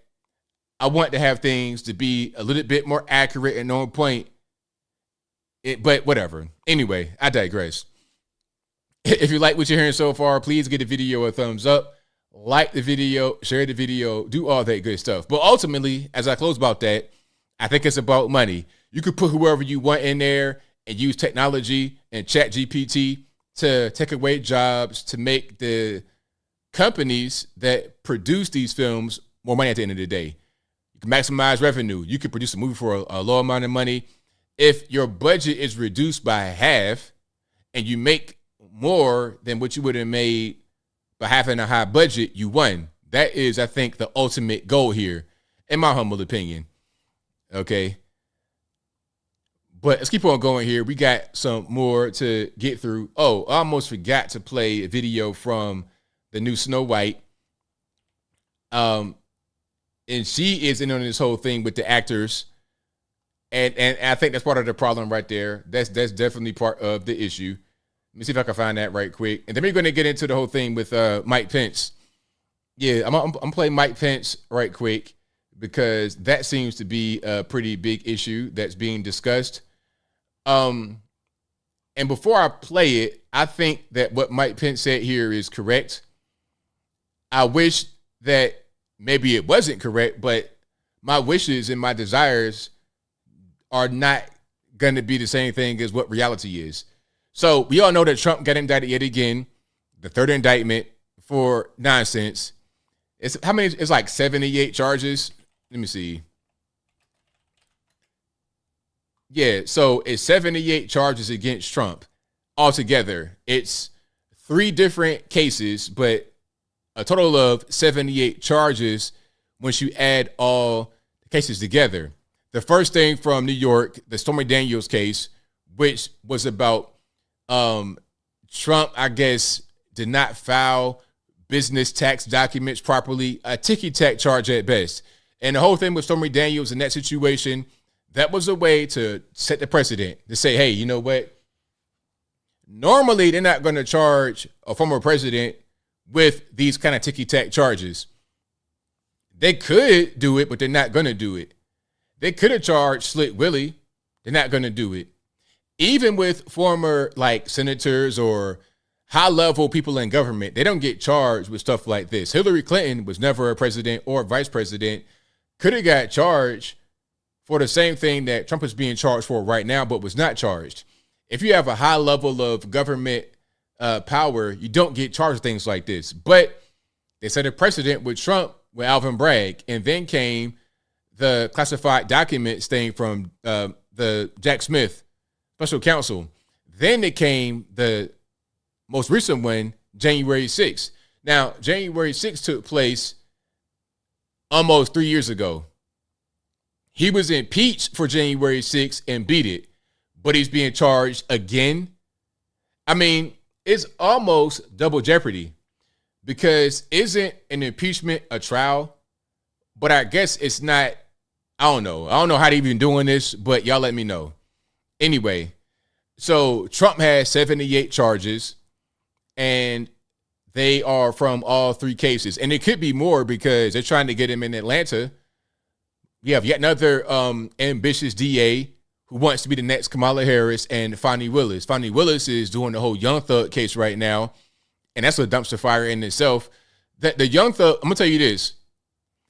The outcome of the Young Thug case in Atlanta, Georgia, is going to determine whether Trump gets indicted, I believe, because check it out. Now, Young Thug, if you don't know, is a rapper, and he has this group called YSL. Now, YSL can mean 2 different things. He says it means Young Stoner Life. They make music, rare record label. It just put out music and it's nothing. The police say it means Young Slat Life. And without going too deep into it, this is a gang terminology, slat. So they say they were involved in 50 murders in the Atlanta area over the course of about 5 years. They said since these guys have been locked up, Young Thug and his crew, crime has gone down 30%. Now, the case is a mess, though, and it might end in a mistrial. If this case does not go as planned, or it takes forever, and it's spending a bunch of money, and it goes nowhere, they're not going to try to charge Trump, because it's like, look, lady, you got a guy in Young Thug, he done put out what he does in the lyrics. They're playing music with confessions in it. You got guys that have pretty much told, snitched, everything, and you can't get that guy locked up. Why would you then try to get Trump indicted? At that point, it'd just be kind of ridiculous. What's happening right now is ridiculous anyway, but if you can't get this obvious murderer in jail and keep him there, I mean, what are you even doing? You are completely incompetent. So, again, the outcome of that case, in my opinion, will determine whether he gets indicted in Georgia. But hey, y'all let me know if I'm wrong about that in the comments below. Anyway, so in this case of January 6th, Pence is mentioned quite a bit in the indictment. Now, of course, Pence was asked about this, and he gave his 2 cents. Now, let me go ahead and play this, and I want you guys to tell me what you think about it. Let's check it out. Let's get a little bit of sound, RP headphone users, and let's do it. January 6th was a tragic day. And I've spoken and written about it extensively. I have nothing to hide. By God's grace, I believe we did our duty that day. Fulfilled the oath that I'd taken to the Constitution and to the American people. And the Constitution is quite clear about the role of the Vice President in the counting of electoral votes. It essentially says the Vice President presides over a joint session of Congress where the electoral votes that are certified by the states shall be opened and shall be counted. And irrespective of the indictment, I want the American people to know that I had no right to overturn the election. And then on that day, President Trump asked me to put him over the Constitution. But I chose the Constitution, and I always will. I mean, I really do believe that anyone who puts themselves over the Constitution should never be President of the United States. And anyone who asks someone else to put themselves over the Constitution should never be President of the United States again. I've been very forthright about this issue, and I'll continue to be. Now, with regard to the substance of the indictment, I've been very clear. I had hoped it wouldn't come to this. I had hoped that this issue and the judgment of the president's actions that day would be left to the American people. But now it's been brought in a criminal indictment, and I can't assess whether or not the government has the evidence to prove beyond a reasonable doubt what they assert in the indictment. And the president's entitled to a presumption of innocence. But for my part, I want people to know that I had no right to overturn the election, and that what the president maintained that day, and frankly has said over and over again over the last 2.5 years, is completely false. And it's contrary to what our Constitution and the laws of this country provide. You know, I'm a student of American history. And the first time I heard in early December somebody suggest that as vice president I might be able to decide which votes to reject and which to accept, I knew that it was false. Our founders had just won a war against a king. And the last thing they would have done was vest unilateral authority in any one person to decide who would be the next president. I dismissed it out of hand, but sadly, the president was surrounded by a group of crackpot lawyers that kept telling him what his itching ears wanted to hear. And while I made my case to him of what I understood my oath of the Constitution to require, the president ultimately, continued to demand that I choose him over the Constitution. And so in this moment, irrespective of how this case plays out, I want the American people to know that I believe with all my heart that by God's grace I did my duty that day. And as I stand for the Republican nomination for president, I want them to know, whatever it means to me, I'll always stand on the Constitution of the United States of America. Look, our country is more important than any one man. Our Constitution is more important than any one man's career. And that's true of me, and that's true of the president, former president of the United States. So we're going to stand on the facts. We're going to stand by what happened that day, the stand that we took, and trust ourselves to the judgment of Republican voters and ultimately the American people. So there you have it. So what do you guys think about what he said? Now, I think I have one more clip from Pence that I want to play right quick. You guys give me a second. Now, the main thing that he said I want to play. Let me see if I can find that right quick. And if you like what you're hearing so far, please give the video a thumbs up. But from what you heard so far, what's your opinion about it? I'm interested to hear what you guys have to say. Now here's one. Now, I was watching this when it happened live. This was pretty interesting because this was an interview on Fox. In that same time, I guess he was doing a bunch of press at that one moment when the indictment got released, and then they're asking for his opinion. But watch this right quick, and then we'll get into what you guys think about what he said. Let's be clear on this point. It wasn't just that they asked for a pause. The president specifically asked me, and his gaggle of crackpot lawyers asked me to literally reject votes, which would have resulted in the issue being turned over to the House of Representatives, and literally chaos would have ensued. Let's be clear. So that's what he's saying. He's saying, hey, if I did what he was asking me to do, then it would have got turned to the House. And if what he's saying is correct about it going to the House, what's the point in doing that? Because the House is controlled, well, at that time, and I think, at that time it was controlled by the Democrats in 2020. So what's the purpose of sending it to the House? Do you think the House would have overturned the election? So if the House is controlled by the Democrats, there's no way in the world that they will overturn the election. So even if he could do it, what's the purpose? All that was going to happen is that he would still lose, and Pence would be in trouble for trying to overturn the election, the same way that Trump is right now. So tell me the point.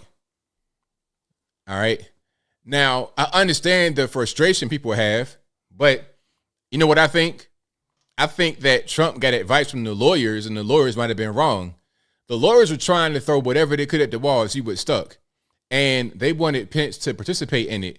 But Pence was like, yeah, I can't do that, though. I don't really have that kind of authority.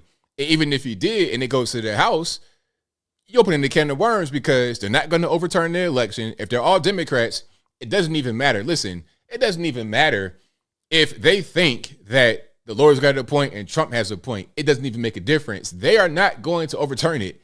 They're not going to do it. It's a snowball's chance. If they did so much trying to get Trump out the way, they impeached him. They spied on him. They impeached him not once but twice. Spied on him, lied on him.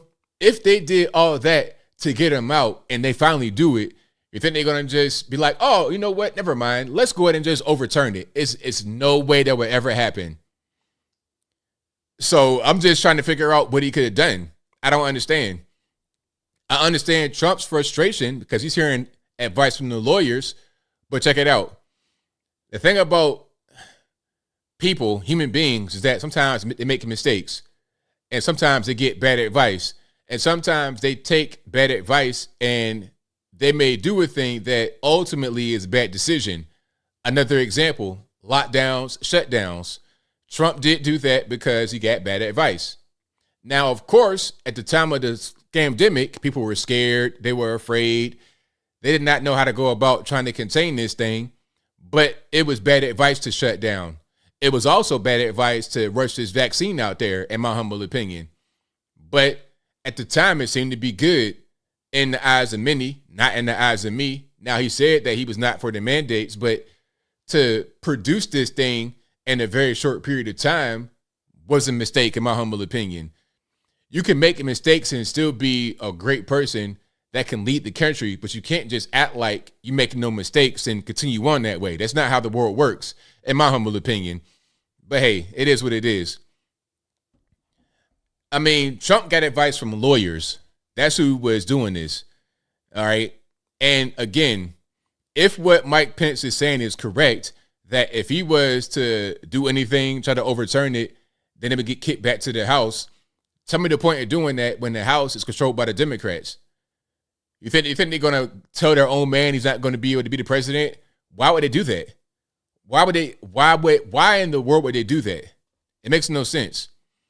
So, yeah, I mean, I just want people to understand that you can make mistakes. Nobody's perfect. We all fall short sometimes, and it's okay. I've made mistakes on this show, and I'll tell you when I make a mistake. Like the whole Carly Russell thing, it was a mistake I made. I made a wrong assertion. I gave the wrong judgment. It happens. But you got to admit it and move on. You can't act like you didn't do it. Like if I was to come here and say, you know what? Nah, I didn't get that wrong. I was right. It's like, nah, you were wrong, man. She had the Cheez-Its and she confessed. She said it. You got to admit when you're wrong, man. So, but I tell you what, though, Pence, he said quite a few things in an interview right here, this interview. I watched this live on Fox when it happened. He said a lot more than about Trump. He was talking about how the front runners in the Republican Party, they don't want to have the U.S. be strong in the world, and they want to go soft on Russia. It's like, whoa, Pence. See, Pence has no chance of becoming the president, obviously, because number one, not everyone understands that he couldn't have done anything. Some are still mad at him about that. They're mad about the Trump situation. But the second thing is that he is appearing to be kind of a globalist here, talking about we need to be stronger in the world. We got to be stronger against Russia as relates to Ukraine. It's like, nah, I don't want that. We voted for Trump because we did not want the foreign intervention and the perpetual war. We don't want that kind of stuff. So if you're going to run on being a war hawk and you're already kind of like fighting a problem of being disliked by a large portion of the electorate, you have no chance. Now, I'll tell you who looks good right now is Ramaswamy. I would not vote for him, really. I think Trump is still the guy. I don't see, truth be told, I don't see anybody that is stronger than Trump in the race. DeSantis had a good start, but I don't know what he's been doing. I don't really understand. I feel like he's kind of regressed. I just can't put my finger on it. It's just not right with DeSantis. Ramaswamy looks better than DeSantis right now, but I'm not really sold on him either. It's something about both of these guys I can't put my finger on. It's just not connecting for me. But really, I say these are the top guys. Trump, DeSantis, Ramaswamy. Anybody else? Nikki Haley, no. Tim Scott, no. Who else? Mike Pence, obviously not. Asa Hutchinson, no way. This guy was talking about puberty blockers or hormone blockers being the good. I'm like, no. How are you going to be conservative talking about its treatment to have hormone blockers, puberty blockers, things of that nature? That's not treatment. That is called castration chemically. But I digress. All right. So we're going to see. Now, DeSantis had to strike right now. Some say he should have waited. But you see, DeSantis he was hot. He was fire short, red hot. He had to go ahead and strike. It's like, why not strike while the iron is hot? If he was trying to come and get in 2028, he would have cooled off. But the problem is he struck while the iron was hot, but let the iron cool off. You see what I'm saying? The iron did not get kept hot. That's the problem. So I don't know what's going on. It is what it is. But if you like what you're hearing so far, please give the video a thumbs up, like the video, share the video, do all that good stuff. Now, here's something else. Do you think Biden is still going to be the nominee for the Democrats? I don't know about that. That's going to be kind of a stretch. As of right now, he is. He's the presumptive nominee, but I think in the 0 hour, you're going to have Gavin Newsom swoop in. And it'd be easy. He got all the monies in California. It'd be easy for him to swoop in and be the nominee all day long. Okay. And it'd be a problem because Gavin Newsom used to date Kim Guilfoyle, who is Donald Trump Jr.'s girlfriend. It'd be a mess if Gavin Newsom became the president, the nominee on the left. It'd be a crazy mess. And I think he have a better chance than Joe Biden. For sure. Joe Biden is being used right now because of name recognition. People love Barack Obama, and they remember him from the Obama administration. That's the reason why they want him to be out there. That's really the long and short. Gavin Newsom, on the other hand, is kind of a newcomer in the eyes of the general public, in the eyes of normies. Not in reality. He's been around for a very long time in politics, but he's a newbie in the eyes of normies in America. Middle America, Podonkville, USA, he's a newbie to their eyes. So he has to be introduced to the public and kind of, you know, they may start kind of floating him out there right now. And then the next time, 2028, they may run him. Or if your man cannot last, Joe Biden, if he just is stumbling, bumbling, fumbling, they may go ahead and just place him right there and go forward that way. All right, so we're going to see how the whole thing goes. Some say Michelle Obama, I mean, she should have ran in 2020, in my opinion. But I think she does not want to run. If she did run, she'd give everybody a run for their money because obviously she's an Obama. That'd be a big thing. But you know what? I don't think we're ready for a female president. I don't think as a country ready for a female president. Hillary Clinton, in the eyes of many, should have won. But we're not ready. Put it to you this way. 2008, we picked a black male over a white female. Okay? First time ever black male and first time ever white female who won. Now, I'm not saying it was all because of the racial and gender thing, but what I'm saying is I don't think that we're ready for a female president. And all the chips were put into Hillary Clinton in 2016. Nobody thought Trump would win. He had no chance. Who is this clown? He's not going to be the guy. Everybody had support from Hillary Clinton, and then she lost. We're not ready for a female president. A female governor, senator, mayor, sure. President, no. Nope. Not yet. Maybe once we get past maybe once everybody's LGBTQ elemental P, maybe at that point, but not right now. All right. But if you like what you're hearing so far, please give the video a thumbs up, like the video, share the video, do all that good stuff. That'll help me out tremendously. Okay, we got super chats on deck. Then we're going to get into the calls. I think I might have missed one topic. Devon Archer, I think I missed that. Yeah. Oh, and Creepy Joe finally acknowledging his new grandbaby. You know, Hunter had a baby on a crack bench some years ago, probably about 4 or 5 years ago now. And for a long time, when Joe would do interviews, he said, "Oh, I got 6 grandkids." Well, you have 7, sir. What about the 4-year-old little girl that Hunter had when he was smoking crack? The crack baby. I mean, the baby that was outside of wedlock or whatever. He doesn't want to acknowledge it, but now all of a sudden he's acknowledging the baby. I wonder why. Is he trying to humanize Hunter because we got a trial coming up? Like, what's the reason behind finally acknowledging the baby? 2019, there was a paternity suit filed from this woman in Arkansas. So 19, 20, 21, 22, 23, I mean, how long does it take to get to acknowledge the child? She filed the suit when the baby was born in 2019, and now we are 4 years later. They're just now saying, oh, that's our grandchild. I think it's because they got the case coming up with Hunter. He's going to trial, might go to the penitentiary. So, yeah, oh, that's right. We got a new grandbaby. Okay. Anyway, I digress. We got super chats on deck. Then I'm going to get to the calls. The number to call, 434-658-1220. Again, 434-658-1220. And it's funny because he didn't just acknowledge the child during a conversation. They put out a statement. It's like, okay, I see what's going on here. A written statement from the PR, from the lawyers. I get it. This is all legal, dog and pony ridiculousness. Anyway, thank you to Spitfire for the keep it up emoji with the working out. Appreciate you for that.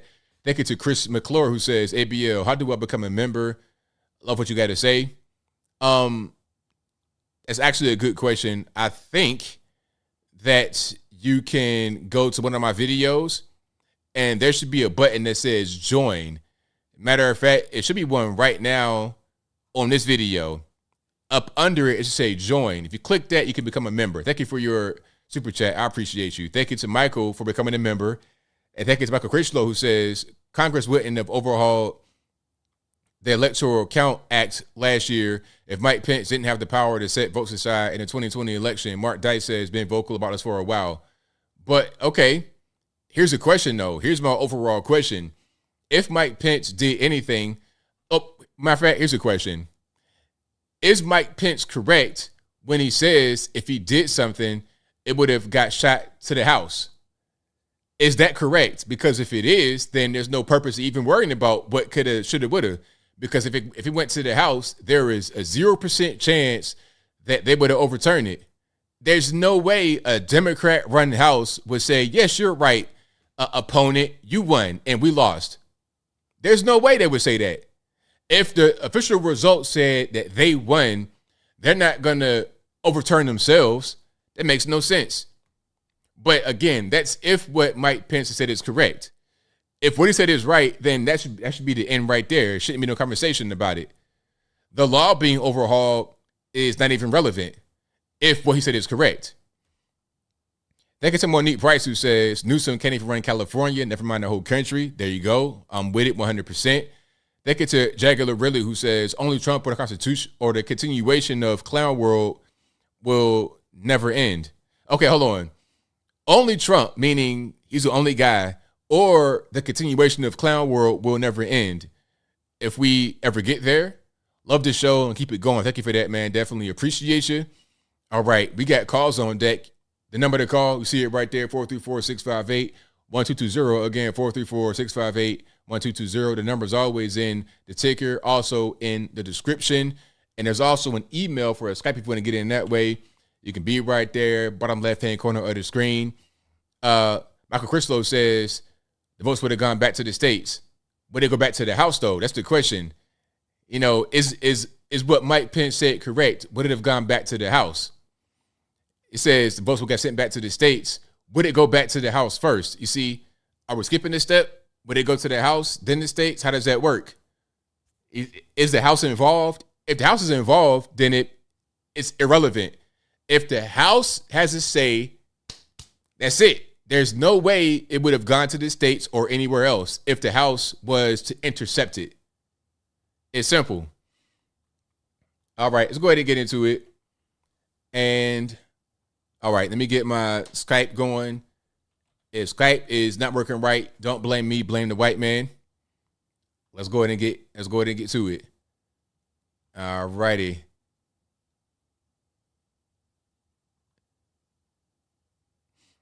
Now to the states. Now is the House involved? You guys are not answering the question. People are saying it would go to the states. My question is the House, would the House be involved? It's very simple. If the answer is yes, then the answer is yes. And if the answer is yes, then nothing else needs to be said because at that point, anything else is irrelevant. It's simple. All right. So let's go ahead and get into it. Let me restart Skype right quick, and then we keep on rocking and rolling. Each state gets one vote. You guys are not answering the question. Thank you, Jennifer. Exactly. Pence couldn't have done it without the House vote. So if Pence needed the House to do anything, then there's no conversation. There is no way the House would allow this. This is what I'm trying to get across. The House would not allow this because they were controlled by the Democrats. Why would the House say, you know what, y'all right, man, we're going to overturn it and give it back to the states? It wouldn't even go, it would not happen. All right, so let's go ahead and get rocking and rolling. Yeah, it's real simple. 434-658-1220. All right. Let's see if Skype wants to work today. If not, then, hey, it is what it is. No, we're not blaming Russia no more. We're going to blame the white man. That's how that goes. Blame China? Yeah, I blame them too. Okay, I think I might have an issue with Skype. Y'all please give me a second, and let's see if that works the way I want it. All right. Who am I speaking to? 470? A cat was named Vagina. ABL. I had to play that in honor of today, since Trump got indicted for like the 19th time in the past, 2.5 years? Yeah. This is insane. The left is so stupid. They don't realize every time they indict him or arrest him, his percentage goes up in popularity at least 10, 15, 20% more. That's right. They've turned him into a martyr. Exactly, because people are tired of this whole thing. They know it's a charade, Dog and Pony show. So the support for him is just going up and up and up. So I don't understand what their purpose is. Well, it's arrogance and stupidity. They don't understand. Every time they don't understand the concept about if you give somebody enough rope, they'll hang themselves, and they're hanging themselves right now, which is good for us, but I mean bad for them. But I don't care. Yeah, as far as Pence is concerned, I don't like that guy at all. I see what you're saying about if he had overturned the election. Well, not overturned the election, but if he had, denounced it or whatever, it would have gone straight back to the House. And since the House is run by the Democrats, they would have said, no, right, we're not going to go through with this. It still stands. Yep. That makes sense. But what pisses me off about Pence was how he said a couple weeks ago when he's being interviewed by Tucker Carlson, how he was kept talking about, Ukraine needs more weapons, more tanks and this and that, and weapons, blah, blah, blah. And he, and then Tucker Carlson's like, well, what about all the cities in America? Every city in every state is failing under the Biden regime. And then Pence is like, well, that's not my concern. Yeah. It should be your concern. You're running for president of the United States of America, for Christ's sake. Right. So that just irritated me, really pissed me off. But as far as that sun bear is concerned, that is a real bear. Like you said, I agree.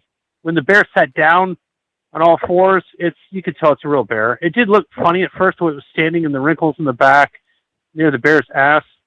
It looked like a bear suit, but it's not. It's a bear. Yeah, definitely. I could understand why somebody who has not seen that kind of bear before would kind of be like, yeah, what's going on? Looks kind of suspicious, but no, it's a bear. Yeah, they're Asian. They're Chinese bears. They're unusual looking. They're very cute as cubs, actually. You should check out some pictures of them. Also, check out a video called Man Kicks a Bear in the Balls. That's hilarious. But as far as Snow White's concerned, she's now turned into Snow Brown. And she's just having midgets or dwarfs. They're, what are they?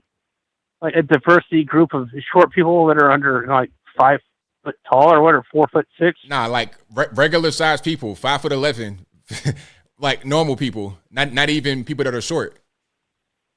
No way. In the video, in the picture I saw, they looked like they were no more than 4'5" or 4'7". No. These are regular size, like average sized people. Okay. So what, they just downsize them? It just said, Disney said they're going to have a diverse cast of various heights, sizes, genders, and races. Okay, but in the original picture they showed, there were actual midgets. And I don't use the term dwarf because I'm not politically correct. I don't believe in leftism. They're midgets. But originally they were midgets in the picture. Go back and look. You even showed it on your video. Nah, I'm sorry, on your podcast tonight. Yeah, no, it was one little person, and then the rest were average sized people. They were not little people. It was one little person, and the rest were average size. Okay, it must have been extremely tall grass than they were standing in. But anyway, that's all I have to say for tonight.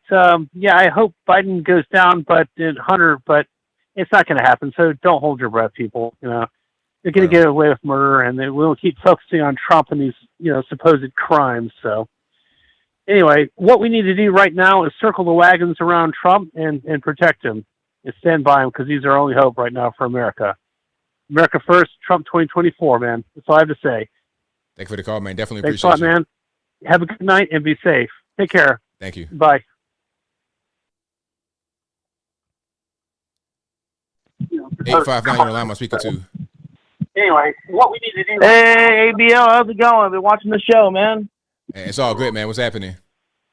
Hey, it's your Luciferian friend. How's it going? Also, I watched the segment you talked about, the Snow White and Seven Dwarves. There's an interview with, I think it was Hornswoggle from the WWE, was actually pretty mad that the fact that they didn't cast any dwarves or midgets and Snow White and Seven Dwarves. And actually, well, I think it was on I don't remember what show it was on, but he was debating a progressive liberal on the subject, and even like the progressive person, he was getting offended by by Hornswoggle by using the word midget. It's like, and basically Hornswoggle said, "Look, if I want to be called a midget, I want to be called a midget, and I don't care." And I think it's kind of silly that all these progressives are like not realizing they're kind of ruining the jobs of little people. They're doing the opposite of progression, which is silly. I'm like, and I understand back in the day when they had made the movie I forgot what the movie's called. Movie Freaks. Yes, there was huge lawsuits because of that movie, because of mistreatment of small people. But that was back in 1940s, not now. And I think it's kind of ridiculous that they're virtue signaling to the point that they're causing jobs in the industry. Right. Yeah, it's crazy how they're doing it, but I think that there could be a different reason. Like, I think some people are really trying to virtue signal, and others are trying to just save some money, maybe, perhaps.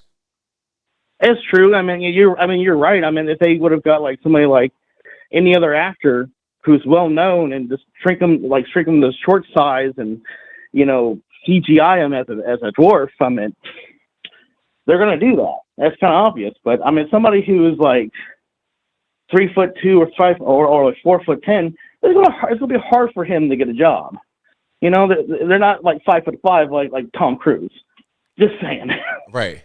And then also about the whole thing about like pins saying, as soon as you try to go in there, they're going to reject it and stuff like that. And even though there's like tons of proof of like questionable things in different states, elections and stuff like that, even Suitcase Gate, that's one of them. And those 3 women who basically kind of, put those suitcases in there mysteriously and saying, oh, those supposedly are unquote valid votes, even though they're not. I haven't heard any punishment on them at all for doing that. And that's ridiculous. So, I mean, again, like this whole thing is just, there's no there's always favoritism and politics into this. They're always like going after Trump for the most silliest infractions ever. But you literally have Joe Biden, his son, getting caught with cocaine, unquote. They found it in the White House, but they're going after him over like stuff from like 1980, whatever, just to tie him up in legal costs. Of course. And it's kind of obvious. I don't give a care if you dislike Trump or like Trump, but it makes it too obvious. It literally does.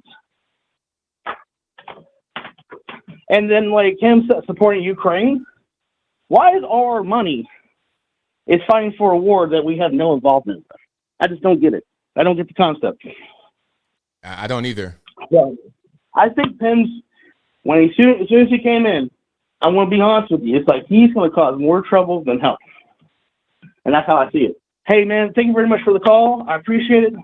Much love. Hey, keep on going at it, bro. Thank you for the call, man. Definitely appreciate you.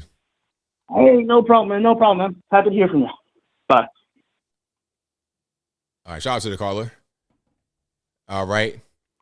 And let's keep on rocking here. The number to call, 434-658-1220. Let's keep on rocking. 954 to the line. Who am I speaking to? Hey, man. How's it going? All right, thanks. All right, man. I watch, I'm sorry, I didn't mean to cut you off. I watch, like, all your videos. I'm a really big NBA fan like you are. I've been watching NBA since the late 80s. I haven't seen you talk about this LeBron I Promise school. Did I miss that, or you haven't talked about it? I've not spoken about it yet, but I may do a video on that tomorrow. I've kind of been seeing that on my timeline. I've just not had a chance to get around to it yet. Have you researched into any of it? I've done a little bit. Yeah, nah, I've not done a lot of research into it. I'm gonna do some research and then do my video on it. But I've heard about what's been happening about the kids that have not passed the math test since the 3rd grade. Is that what I'm hearing? Or they've not. Eighth graders, 3 years of 8th graders have not zero. None of them have passed the state proficiency test in math in the past 3 years of their 8th grade class. Okay, that's what I saw.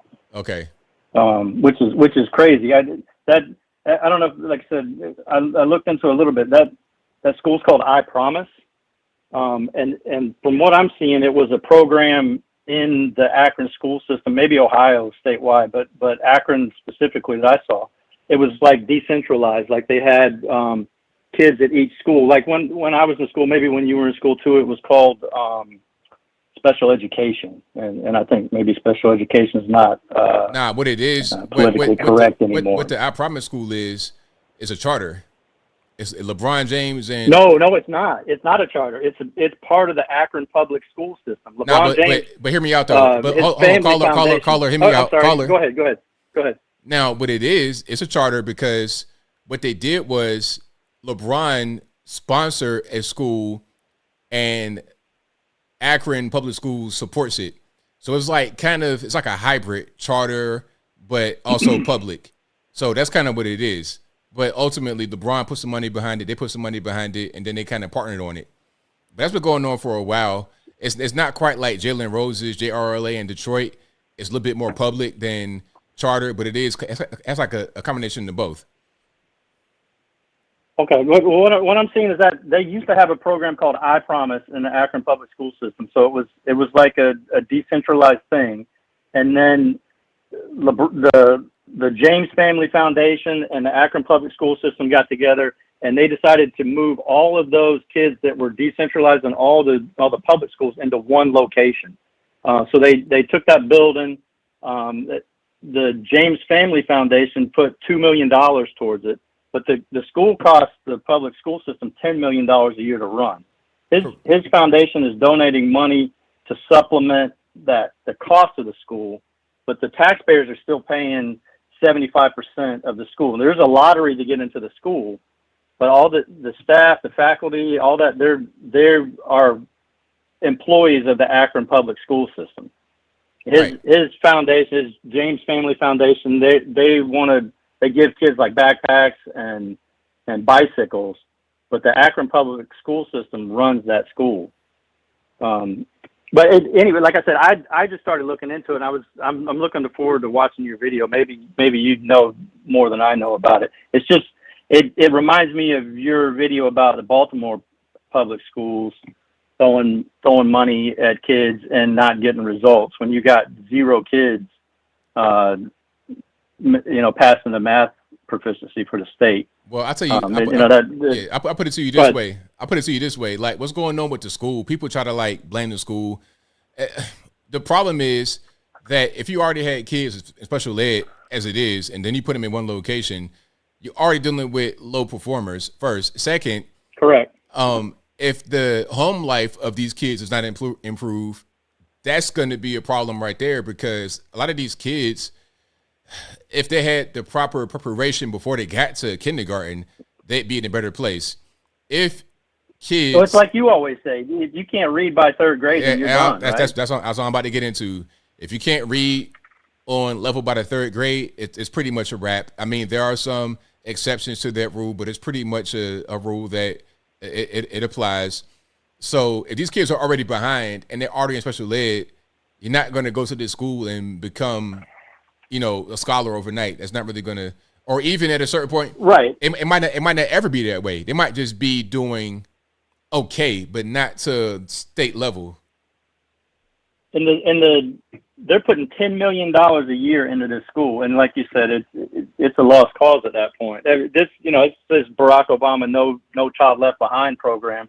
When they need Joe Clark, lean on me, get rid of all the kids that are dragging the other kids down, and put money into the kids that are performing. Now, what should happen is that at a certain point, you got to realize you're not dealing with the brightest bunch. So rather than trying to have like a traditional school curriculum, trying to do math like everybody else, you need to get into some of the skilled trades, working with your hands, do things that would better fit your level of intelligence and level of aptitude, rather than trying to put a square peg into a round hole. It's a waste of time and money. Agreed. You have time for one more quick NBA topic? Just real quickly, yes. Did you see Jaylen Brown got $300 million and he's talking about putting Black Wall Street in Boston? Yeah, I saw that, but the thing about Jaylen Brown, obviously he's not done this before, so he'll learn very quickly that it's not going to be a real plan he can actually do. He has a good idea in his mind. Maybe one of his homeboys tried to tell him about a particular thing, but that's how a lot of these guys go broke. They get these harebrained ideas from their friends, and they say, hey, you know what? We could put a Black Wall Street in Boston. Give me $20 million, and then he'll lose that money, and he won't do it again. Yeah. And the other thing, real quick, it's segregationist talk to me. I don't like hearing that stuff. I mean, put money into the community for all races. Why has it got to be a Black Wall Street specifically? Yeah, I mean, but the race thing is not even really important. The whole thing it's just some kind of harebrained idea. It's a bad investment. Putting money into the community ain't going to do nothing. Like, he needs to have like a real person in his ear that will actually tell him the right thing to do and do his own research. Try and listen to your friends and doing all these harebrained schemes and investments. It's a way to lose your money, because once you get this big bag, everybody has their hand out, and it could be your cousin from third grade never seen, or it could be some guy in the suit and the whole company trying to get your money. That's kind of how it goes. Thank you for your call, man. Definitely appreciate you. Hey, thank you, ABL. I'm looking forward to that LeBron video. Take care. Right. So yeah, shout out to my man. Yeah, these guys, once they get a big bag of money, you'll get approached from every corner of society. You're going to get the Sam Bankman-Frieds to come at you. Hey, invest in FTX. It's a crypto exchange. Put $10 million in there, and you lose everything. You lose your whole shirt. You go bankrupt. Where's the money? It's gone. Where's he at? In the Bahamas chilling. Then your homeboy says, you know what? I want to start a hot dog stand right in the center of the ghetto in Chicago. All I need is $100,000. You give him $100,000, and the money will be gone. It's the same thing. Everybody has their hand out when you get a big bag of money to spend. You a young guy, 20-something years old, coming from the hood, no knowledge of how to do with money. That money will be gone instantly. A fool and their money soon shall part, but I digress. Let's keep on rocking here. 619, you know, line. Who am I speaking to? Hi, this is T calling from Commie, California. How are you? Oh, well, how about yourself? Good, good. I just wanted a quick comment for one about Pence. I just want to say the man's crazy. I think he's lost his mind, and I think he needs to shut his mouth. I think he's said enough, and people that are real patriots are really pissed off, and we're tired of hearing him talk. He just needs to shut up and go away. So that's my opinion on Pence, and everybody's got their own, right? That's right. California governor, new scum. People would be really stupid to vote for him even if he tried to run for president. But of course, I wouldn't be surprised if they sneak him in there and, buff him up and make him look like he's some wonderful person that's going to save the country. He is a horrible human being. He has ruined the state of California, and we are suffering out here. We are paying $1,200 a month for electricity. For a house that has no central air or heat is ridiculous. There are people really hurting out here. You can't even walk around on the streets like you used to without carrying a weapon. You can't. And if you use that weapon for your own self-defense, you'll end up getting locked up. So it is horrible out here, and I would not recommend anyone even thinking about voting for that guy, even if New Scum tries to get in there. Take my word for it, you don't want him. Right on. And as far as illegals, I wanted to hit on that really quick. As you all can see, they're taking over America. Look at all the video coming out of New York City. Just look at it. California's the same way. Texas obviously is having issues. Arizona. Until we close that border, this is not going to stop. Now, Democrats, which I call demon craps, are not going to close this border. They're not going to do it because they want to change America. They want the socialism. And they want all of us dead or gone, and that's exactly why they wanted all of you to get those shots in your arms so that you will die and go away. And that's already people are finding out by them dying. They're finding out most of these people have had the vaccines. So the big thing is they're trying to change our country. And what better way to do it?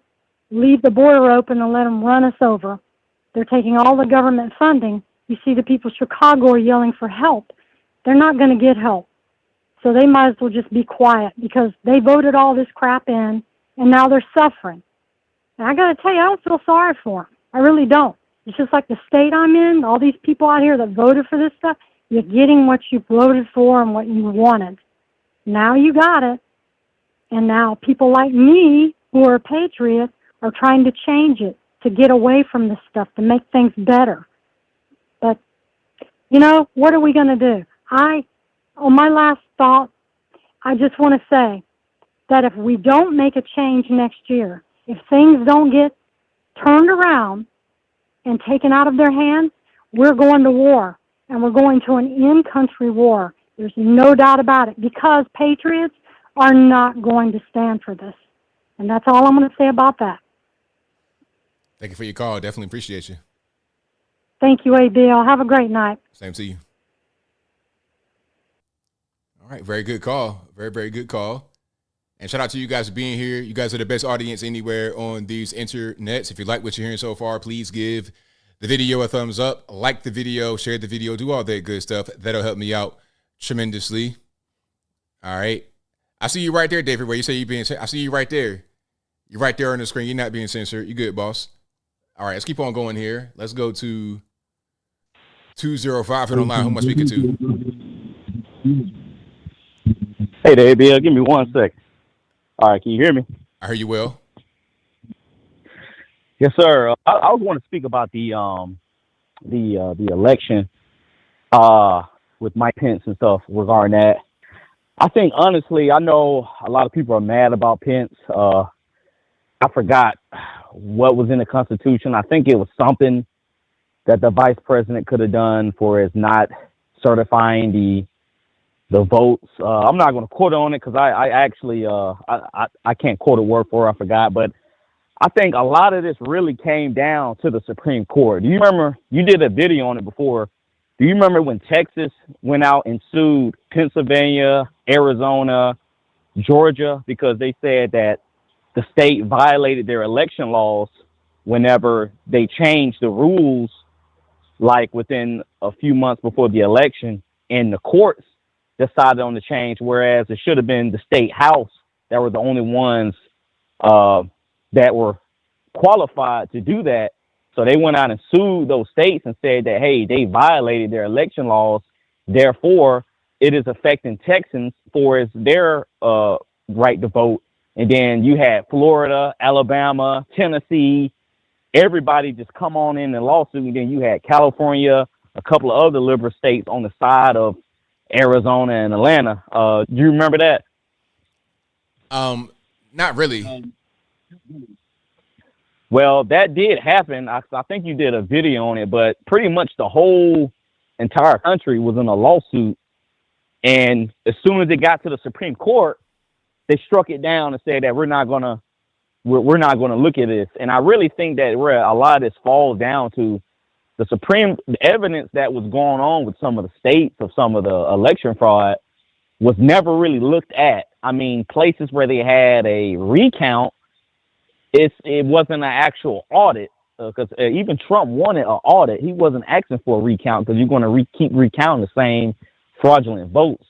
So I really think that the Supreme Court kind of let us down, because I feel like they really should have looked at the evidence that these independent states were saying, especially with some of these whistleblowers and poll workers were saying that some of the stuff that they were seeing. Even in Atlanta, I remember the lady was saying how some of the ballots that came in looked like they came off fresh off a printing press, like the little bubble that you fill in with a pencil. Mm-hmm. She said these are like it was filled in like like a computer from a print sheet.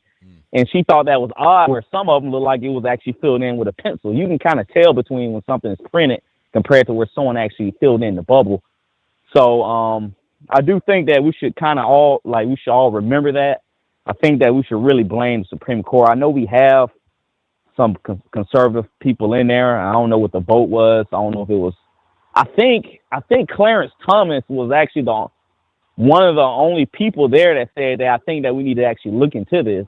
But the rest of the Supreme Court judges was like, we don't want to determine the election. They kind of want to keep their hands clean.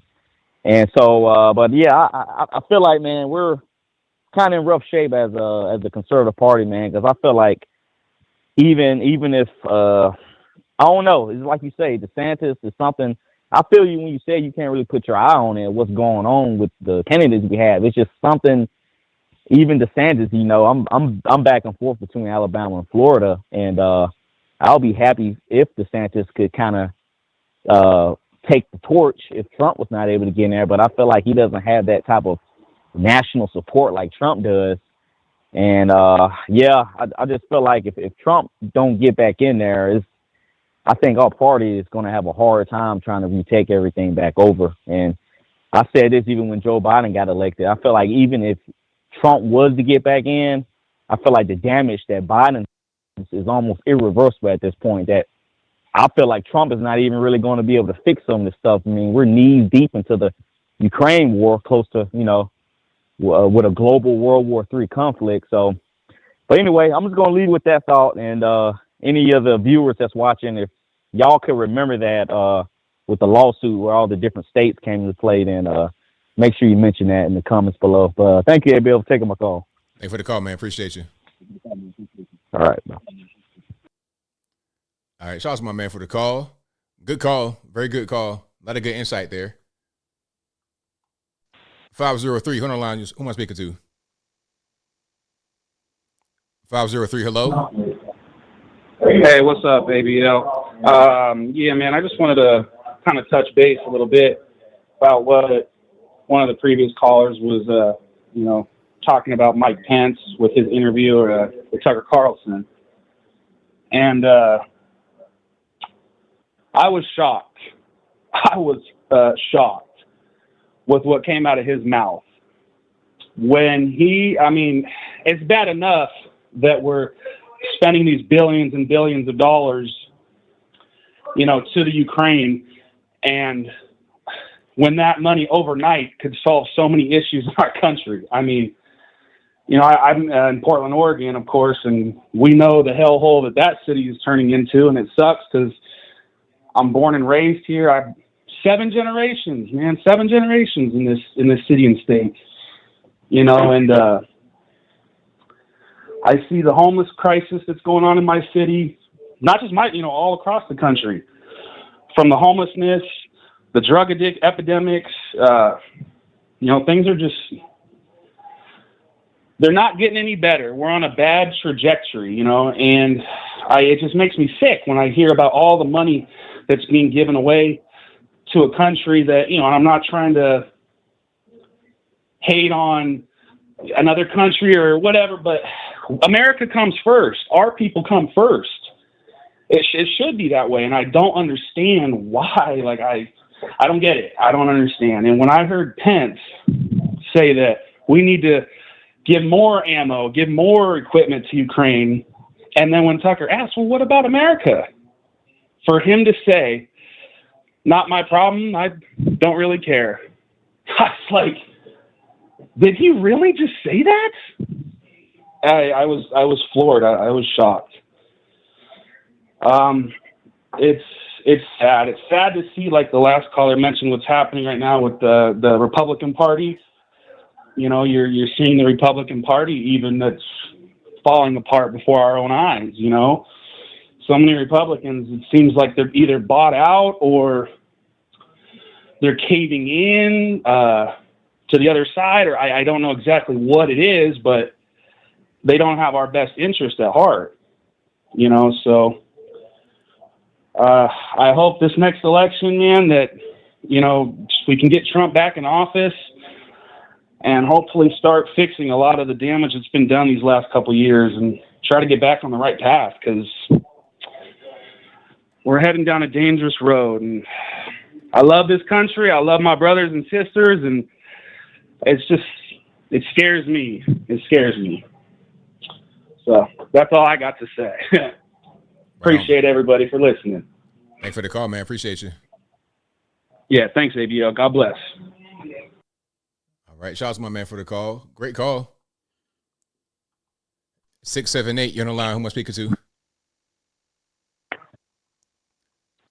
678, hello. Don't get cold feet now. All right, let's keep on going here. The number to call, 434-658-1220. Again, 434-658-1220. Let's go 504, you're on the line. Who am I speaking to? Hey, ABL, it's Alien Spaceship. All right, man, what's going on? All right, I have some things to say. So, well, I'm going to I have this bag over here. I have to bring it to this room, so I don't want something going in it. All right, so, okay, so basically, very good stream, and I wanted to talk about the topics that you're bringing up. So, basically, yeah, I think it's absurd what's going on with those hotels, with the migrants, and it looks like they are from all over the world, and I think that it's getting out of hand more than ever before. Yeah, definitely. And the people who are in charge of these places are responsible. Yeah, exactly. And they're giving the people food and different things like that, and they're enabling them. And as I said, and chat was saying, a lot of these people are like military age men, and they certainly could pose a great threat to the citizens and our sovereignty. Oh, definitely. Absolutely. No question about it. Yeah. Yeah. So also, I think that, yeah, there's a lot of corruption and that they're bringing them in for various reasons. And I do think, like you're showing earlier with the people that were robbing the gas station, I think totally they're thugs, and crime is increasing everywhere, it seems, more than ever before. And do you think that it could have to do with the economic situation of the country, that some people got hit really hard with it?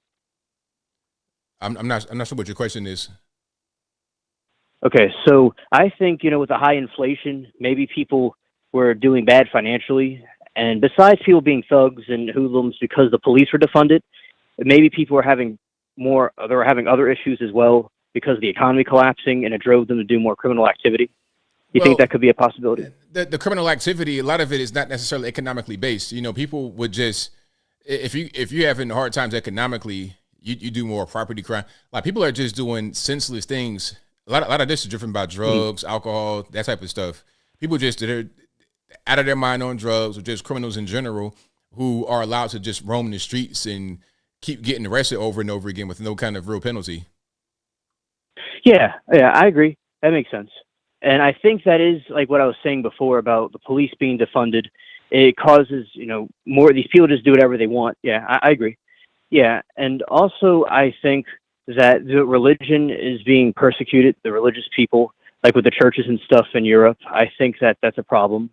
And I think that we've seen this throughout, our country. It's getting away from God, and more people are being persecuted for talking about religious things and being, like arrested for it, like, or people protest about it, but they let other people go and riot and destroy stuff throughout the country. And I do think the system is very rigged. Oh, definitely. Yeah, it's a lot going on out here. Right. Oh, and the sun bear, that was very interesting. I like that what you showed, because at first I wasn't too sure what it was, but I was waiting for you to give a video of it, and yeah, that is a very interesting bear. It like walks around like a person. Yeah, it's definitely something that I've not seen before, but seeing different videos of the same bear, it just it let me know that it was a real thing, but just very interesting. Yeah. And also, yeah, I think that is basically how because the people like Antifa and stuff, they, in 2020, like with the George Floyd, they did all that stuff around the country and burned stuff down, and they can't figure out all those people who they are, but they can find out something very simple. And I just think that's ridiculous. Yeah, absolutely. Right. And yeah, that's all I have to say for this call. Thank you for taking my call. Thank you for the call, man. Definitely appreciate you. Okay, bye. All right, great call. Shout out to man for the call. Most certainly appreciate you guys. And if you like what you're hearing so far tonight, please give the video a thumbs up. Like the video, share the video, do all that good stuff. That'll help me out tremendously. 269 on the line. Who am I speaking to? Hey, ABL. Just calling in to talk a little bit. We joined late, but I caught you talking about special education a little. And just some food for thought for you and chat and, you know, thinking forward as taxpayers. I'm a speech therapist. I work in a public school. I am non-union. But one of the things that happened after the pandemic in 2022, the CDC delayed language development milestones by almost a full year. So children who are now entering kindergarten post-pandemic don't have the same language skills that kids 5 or 10 or, 30 years ago had. All of education should be based on your language development. If you don't develop your language skills, you don't understand basic concepts, comparison and contrast. State standards are already well advanced of language development age, so I think it's only going to get worse. And unfortunately, special education now includes not just the kids who need it, but the kids whose parents have lawyers to fight for it. And that's just all I wanted to share today. Well, thank you for your call. Definitely appreciate you. Thanks. Very, very good insight. It's good to have that insight. Good to know what's going on out here. Absolutely. Shout out to her for the call. I appreciate all you guys for being here. 315 on the line. Who am I speaking to? Hey, ABL, how you doing? It's Troy, calling from New York, the capital of 96,000 people that have no place to stay.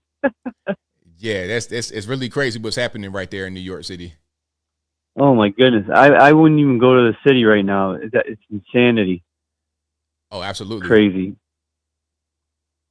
Oh, that's what you get when you have an open border. You know what I mean? Yeah, I mean that's the whole thing, and it's weird because did you see Eric Adams say that we got to close the border up after he said that New York City is a sanctuary city? Yep. Yeah, it's pretty. He wants to have his cake and eat it too, and then just keep eating it. Exactly. Yeah, like what's crazy is like we're taking care of all these people, but what about our homeless veterans? No one's even talking about them.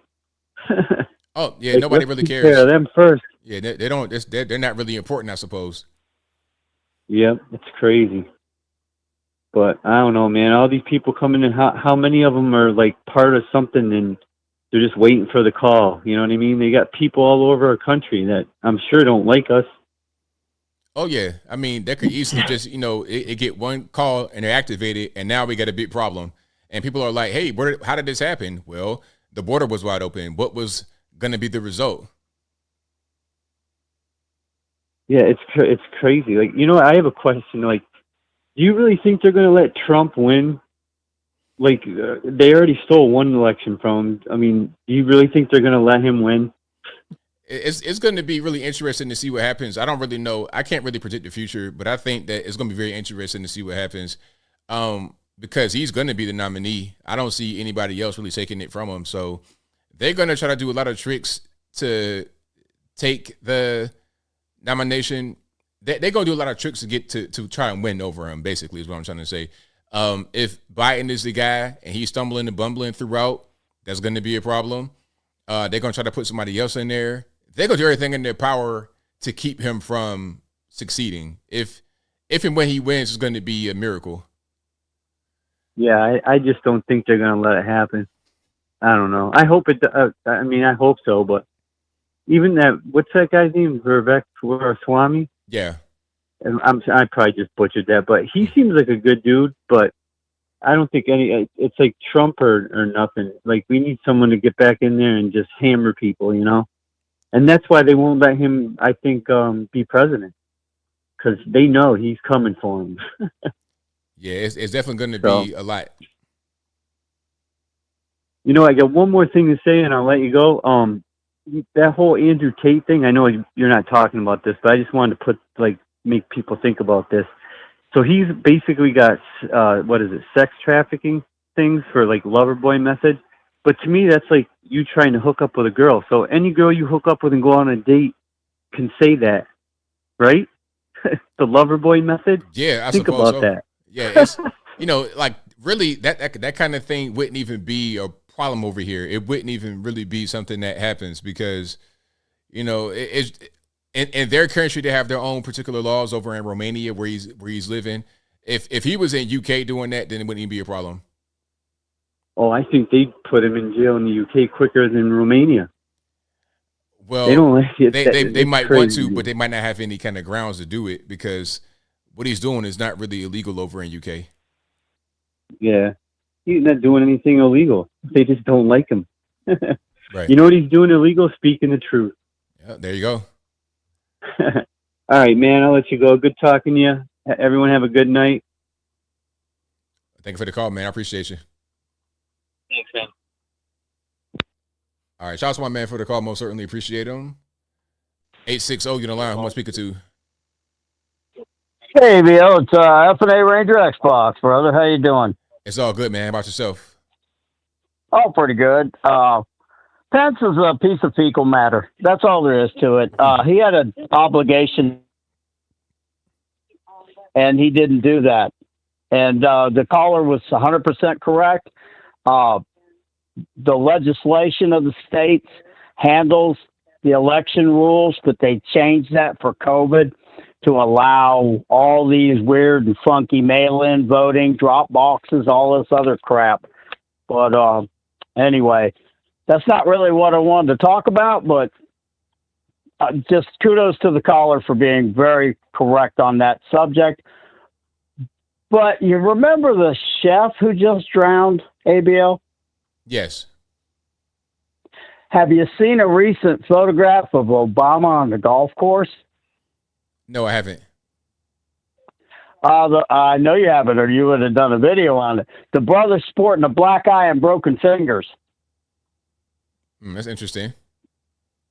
Yeah, that's what I thought. I thought that was highly interesting. Nothing to see here. Move along. Rudy Giuliani and Sidney Powell were being sued by Dominion. They won their case, but you didn't hear that in the media. Sure didn't. Yeah, I know. And isn't it? I was just talking to a lady who happens to be black, and she lives in Edison, New York, but she's from New York City, and she said, it's a shame. I said, well, they got what they voted for. She looked at me and said, you know, I have to admit it. You're right. I said, hey, Rudy Giuliani, New York City was wonderful. People went there from all over the world. They felt safe to be there. They spent money there. New Yorkers were making money. Oh, my God, what a change. But this is all being done on purpose, brother. People are finally waking up to it, but I've been saying it for 3 years. They want to destroy America. America has to fall before they can enslave the world. And that's their goal. They say it openly now. They say it on video. There's people at the World Economic Forum that aren't down with the program, that sneak cameras and take videos of their lectures and discussions. And Wimkin.com and Rumble are great places to find those videos, because you won't find them on YouTube. As you know, you got to self-censor yourself, and you're very good at it, ABL. I just don't post anything on YouTube anymore. They've threatened to permanently suspend me, so can't do it. So anyway,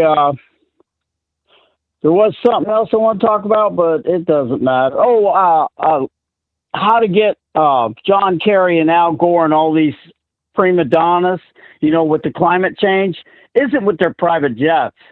Hit them on their electric bills. You can search this. Al Gore's monthly electric bill is $31,000 a month. That's crazy. That's the electric bill of a small town. Yeah, that's out of control. Yeah, so we need we don't need socialized government medicine. We need socialized banking. Oh, brother, I'm gonna let you go with that. Great show, great callers. God bless America. People, let's get our country back. Take care, brother. Love you. Thank you for the call. Appreciate it. Bye. All right, great call. Let's keep on rocking here. 215 if you don't mind, who am I speaking to? Hey, how's it going, ABL? It's all good, man. What's happening? Yeah, I wanted to say, what was that question I was about to ask?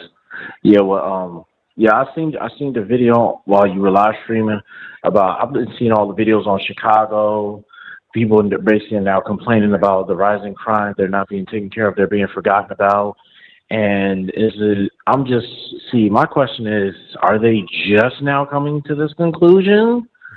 And not only that, is like, this is not the first time this has happened, but I guess it got so bad, they're finally like, no, this is not right. They're rising up and they're protesting. It's like,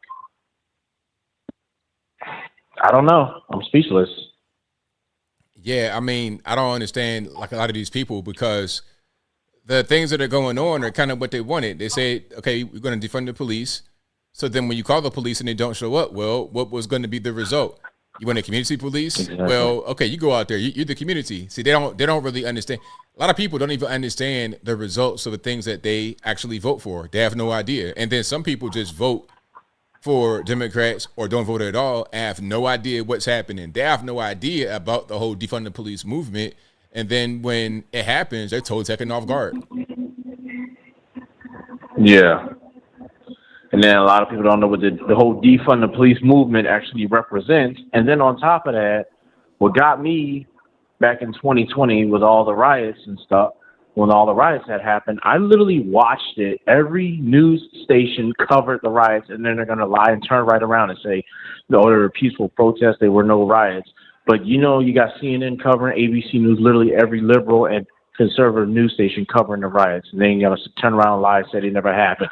Mm-hmm. And honestly, if a lot of people cannot see that they're lying, then you're just that's just being willfully ignorant at that point. You don't want to see it. Exactly. Because a lot of them, they feel like, oh, I don't want to prove that Trump was right or those Republicans were right. Well, hey, I know what I look at with my own two eyes. Sorry. Not sorry. Exactly. And another issue I wanted to touch on. Well, Trump being indicted again, which is a complete waste of time. So I just get tired of them talking about it. Now so let me get this straight. They're bringing up January 6th again. That's right. Oh, jeez. Even though, of course, it's not going to matter to these Democrats that was 2 years ago. And exactly what actually happened, besides broken windows, besides some loss of life, may they rest in peace, but broken windows and smoke bombs. And I tell people, if those people really wanted to take over the Capitol and every single person had guns, they would have took that Capitol. You're not taking that. They ain't taking that Capitol back. You know how many people was out there that day? They could have swarmed that Capitol. They could have swarmed that Capitol even without guns, and they just still had a hard time getting them out, even if they did have guns, because there's too many people. Exactly. I tell a lot of people that. They said, no, and a lot of liberals keep trying to tell me, no, they did have guns. I said, every single person, every single crowd member had guns, because I'm telling you right now, if every crowd member had guns, and when Ashley Babbitt got shot, that officer that shot her, he wouldn't have made it out alive. If those people were as violent as they said they was, the minute one of the protesters got shot and killed, they would have just let loose on him, and he wouldn't have made it out alive. And they'd have just took the Capitol, and it took them probably months to get them out because there's too many people. If they was really committed, and if they were really a cult, and they really wanted that Capitol, they'd have took that Capitol over, and then it probably took them a while to get them out because there's too many people. And if every single last one of them have guns, AR-15s, and all that stuff, and they're that dangerous and violent, yeah, you're not getting them out. You probably want to negotiate. You probably wouldn't even want to. Shoot. I don't know. I would say they probably would say that Capitol is a lost cause at this point. They're like, yeah, let's give the Capitol to them. Like Chaz Chop Zone. Oh, let's just let them have it. Yep. Yeah. I don't know, ABL. I'm just speculating, but yeah, nah. But but last thing I like to say, they're just wasting everybody's time. Anybody who's just paying attention to it's a waste of time. You're wasting your time with this whole January 6th thing. It's a no. It's not going anywhere. But they're gonna try to make it go somewhere. They're gonna try, but you know, it like they already impeached Trump over this back in 2021, and that didn't go anywhere. So, what they gonna get from this? I have no idea. Yeah, they've already impeached him again, and it's like, what now? Right. So, but thanks for taking my call. Thanks for the call, man. Appreciate you. All right. All right. Shout out to the caller. Yeah, they already impeached Trump over January 6th. Now they want to try to charge him again. It's like, well, what are we doing? Is this double jeopardy or what? What's going on? But if you like what you're hearing so far, please give the video a thumbs up. Like the video, share the video, do all that good stuff. That'll help me out tremendously. Yeah, the whole thing with the Capitol, the whole thing with January 6th and the Capitol was so overblown because there was a bunch of riots and whatnot happening at the Capitol, near the Capitol, on the Capitol throughout months before that. Days before that, you had a bunch of these liberals. They had their own little thing. He mentioned the Chaz Chop Zone, but remember the White House Autonomous Zone? Remember that? That happened, and we just allied it. We just totally forgot about that. We kind of like memory hold that. It was like, well, that really did happen. I don't understand what, hold on. Let's see if I can find that. White House Autonomous Zone. Or the Black House. Yeah, it was crazy. Hold on. Are they not even going to show it on YouTube? That's pretty interesting. Or it might have been the Black House Autonomous Zone rather than the White House called the Black House. Yeah, it was in D.C. Yeah, it was the Autonomous Zone 3 years ago, 2020. I remember that very well because I was out there when that happened. 203, you don't line. Who am I speaking to? What's up, ABL? It's your boy Angel. All right, man. What's going on? Nothing much, man. I missed your show tonight, but I caught some of the last callers. They were talking about the January 6th thing, right? Yeah. Yo, do you know that Time Magazine came out with an article, and it literally explains what they did during the election and January 6th? I'm not familiar with it. All right, if I can find it, I'll send it to your email on your website. But then at the same time, like January 6th was, they have something what's called it's called the sacking of Rome, and that dude, the shaman dude, and the other guy who's holding the flag, it's the same depiction of this, like, bro, this painting from way back when Rome fell. I was like, oh, these people are trying to tell us something. It's interesting. Yeah, very interesting. So check out, I'm going to send that Time Magazine article because I was like, there you have it. They had social media. Everybody was up in there. I mean, even NPR, before the alleged,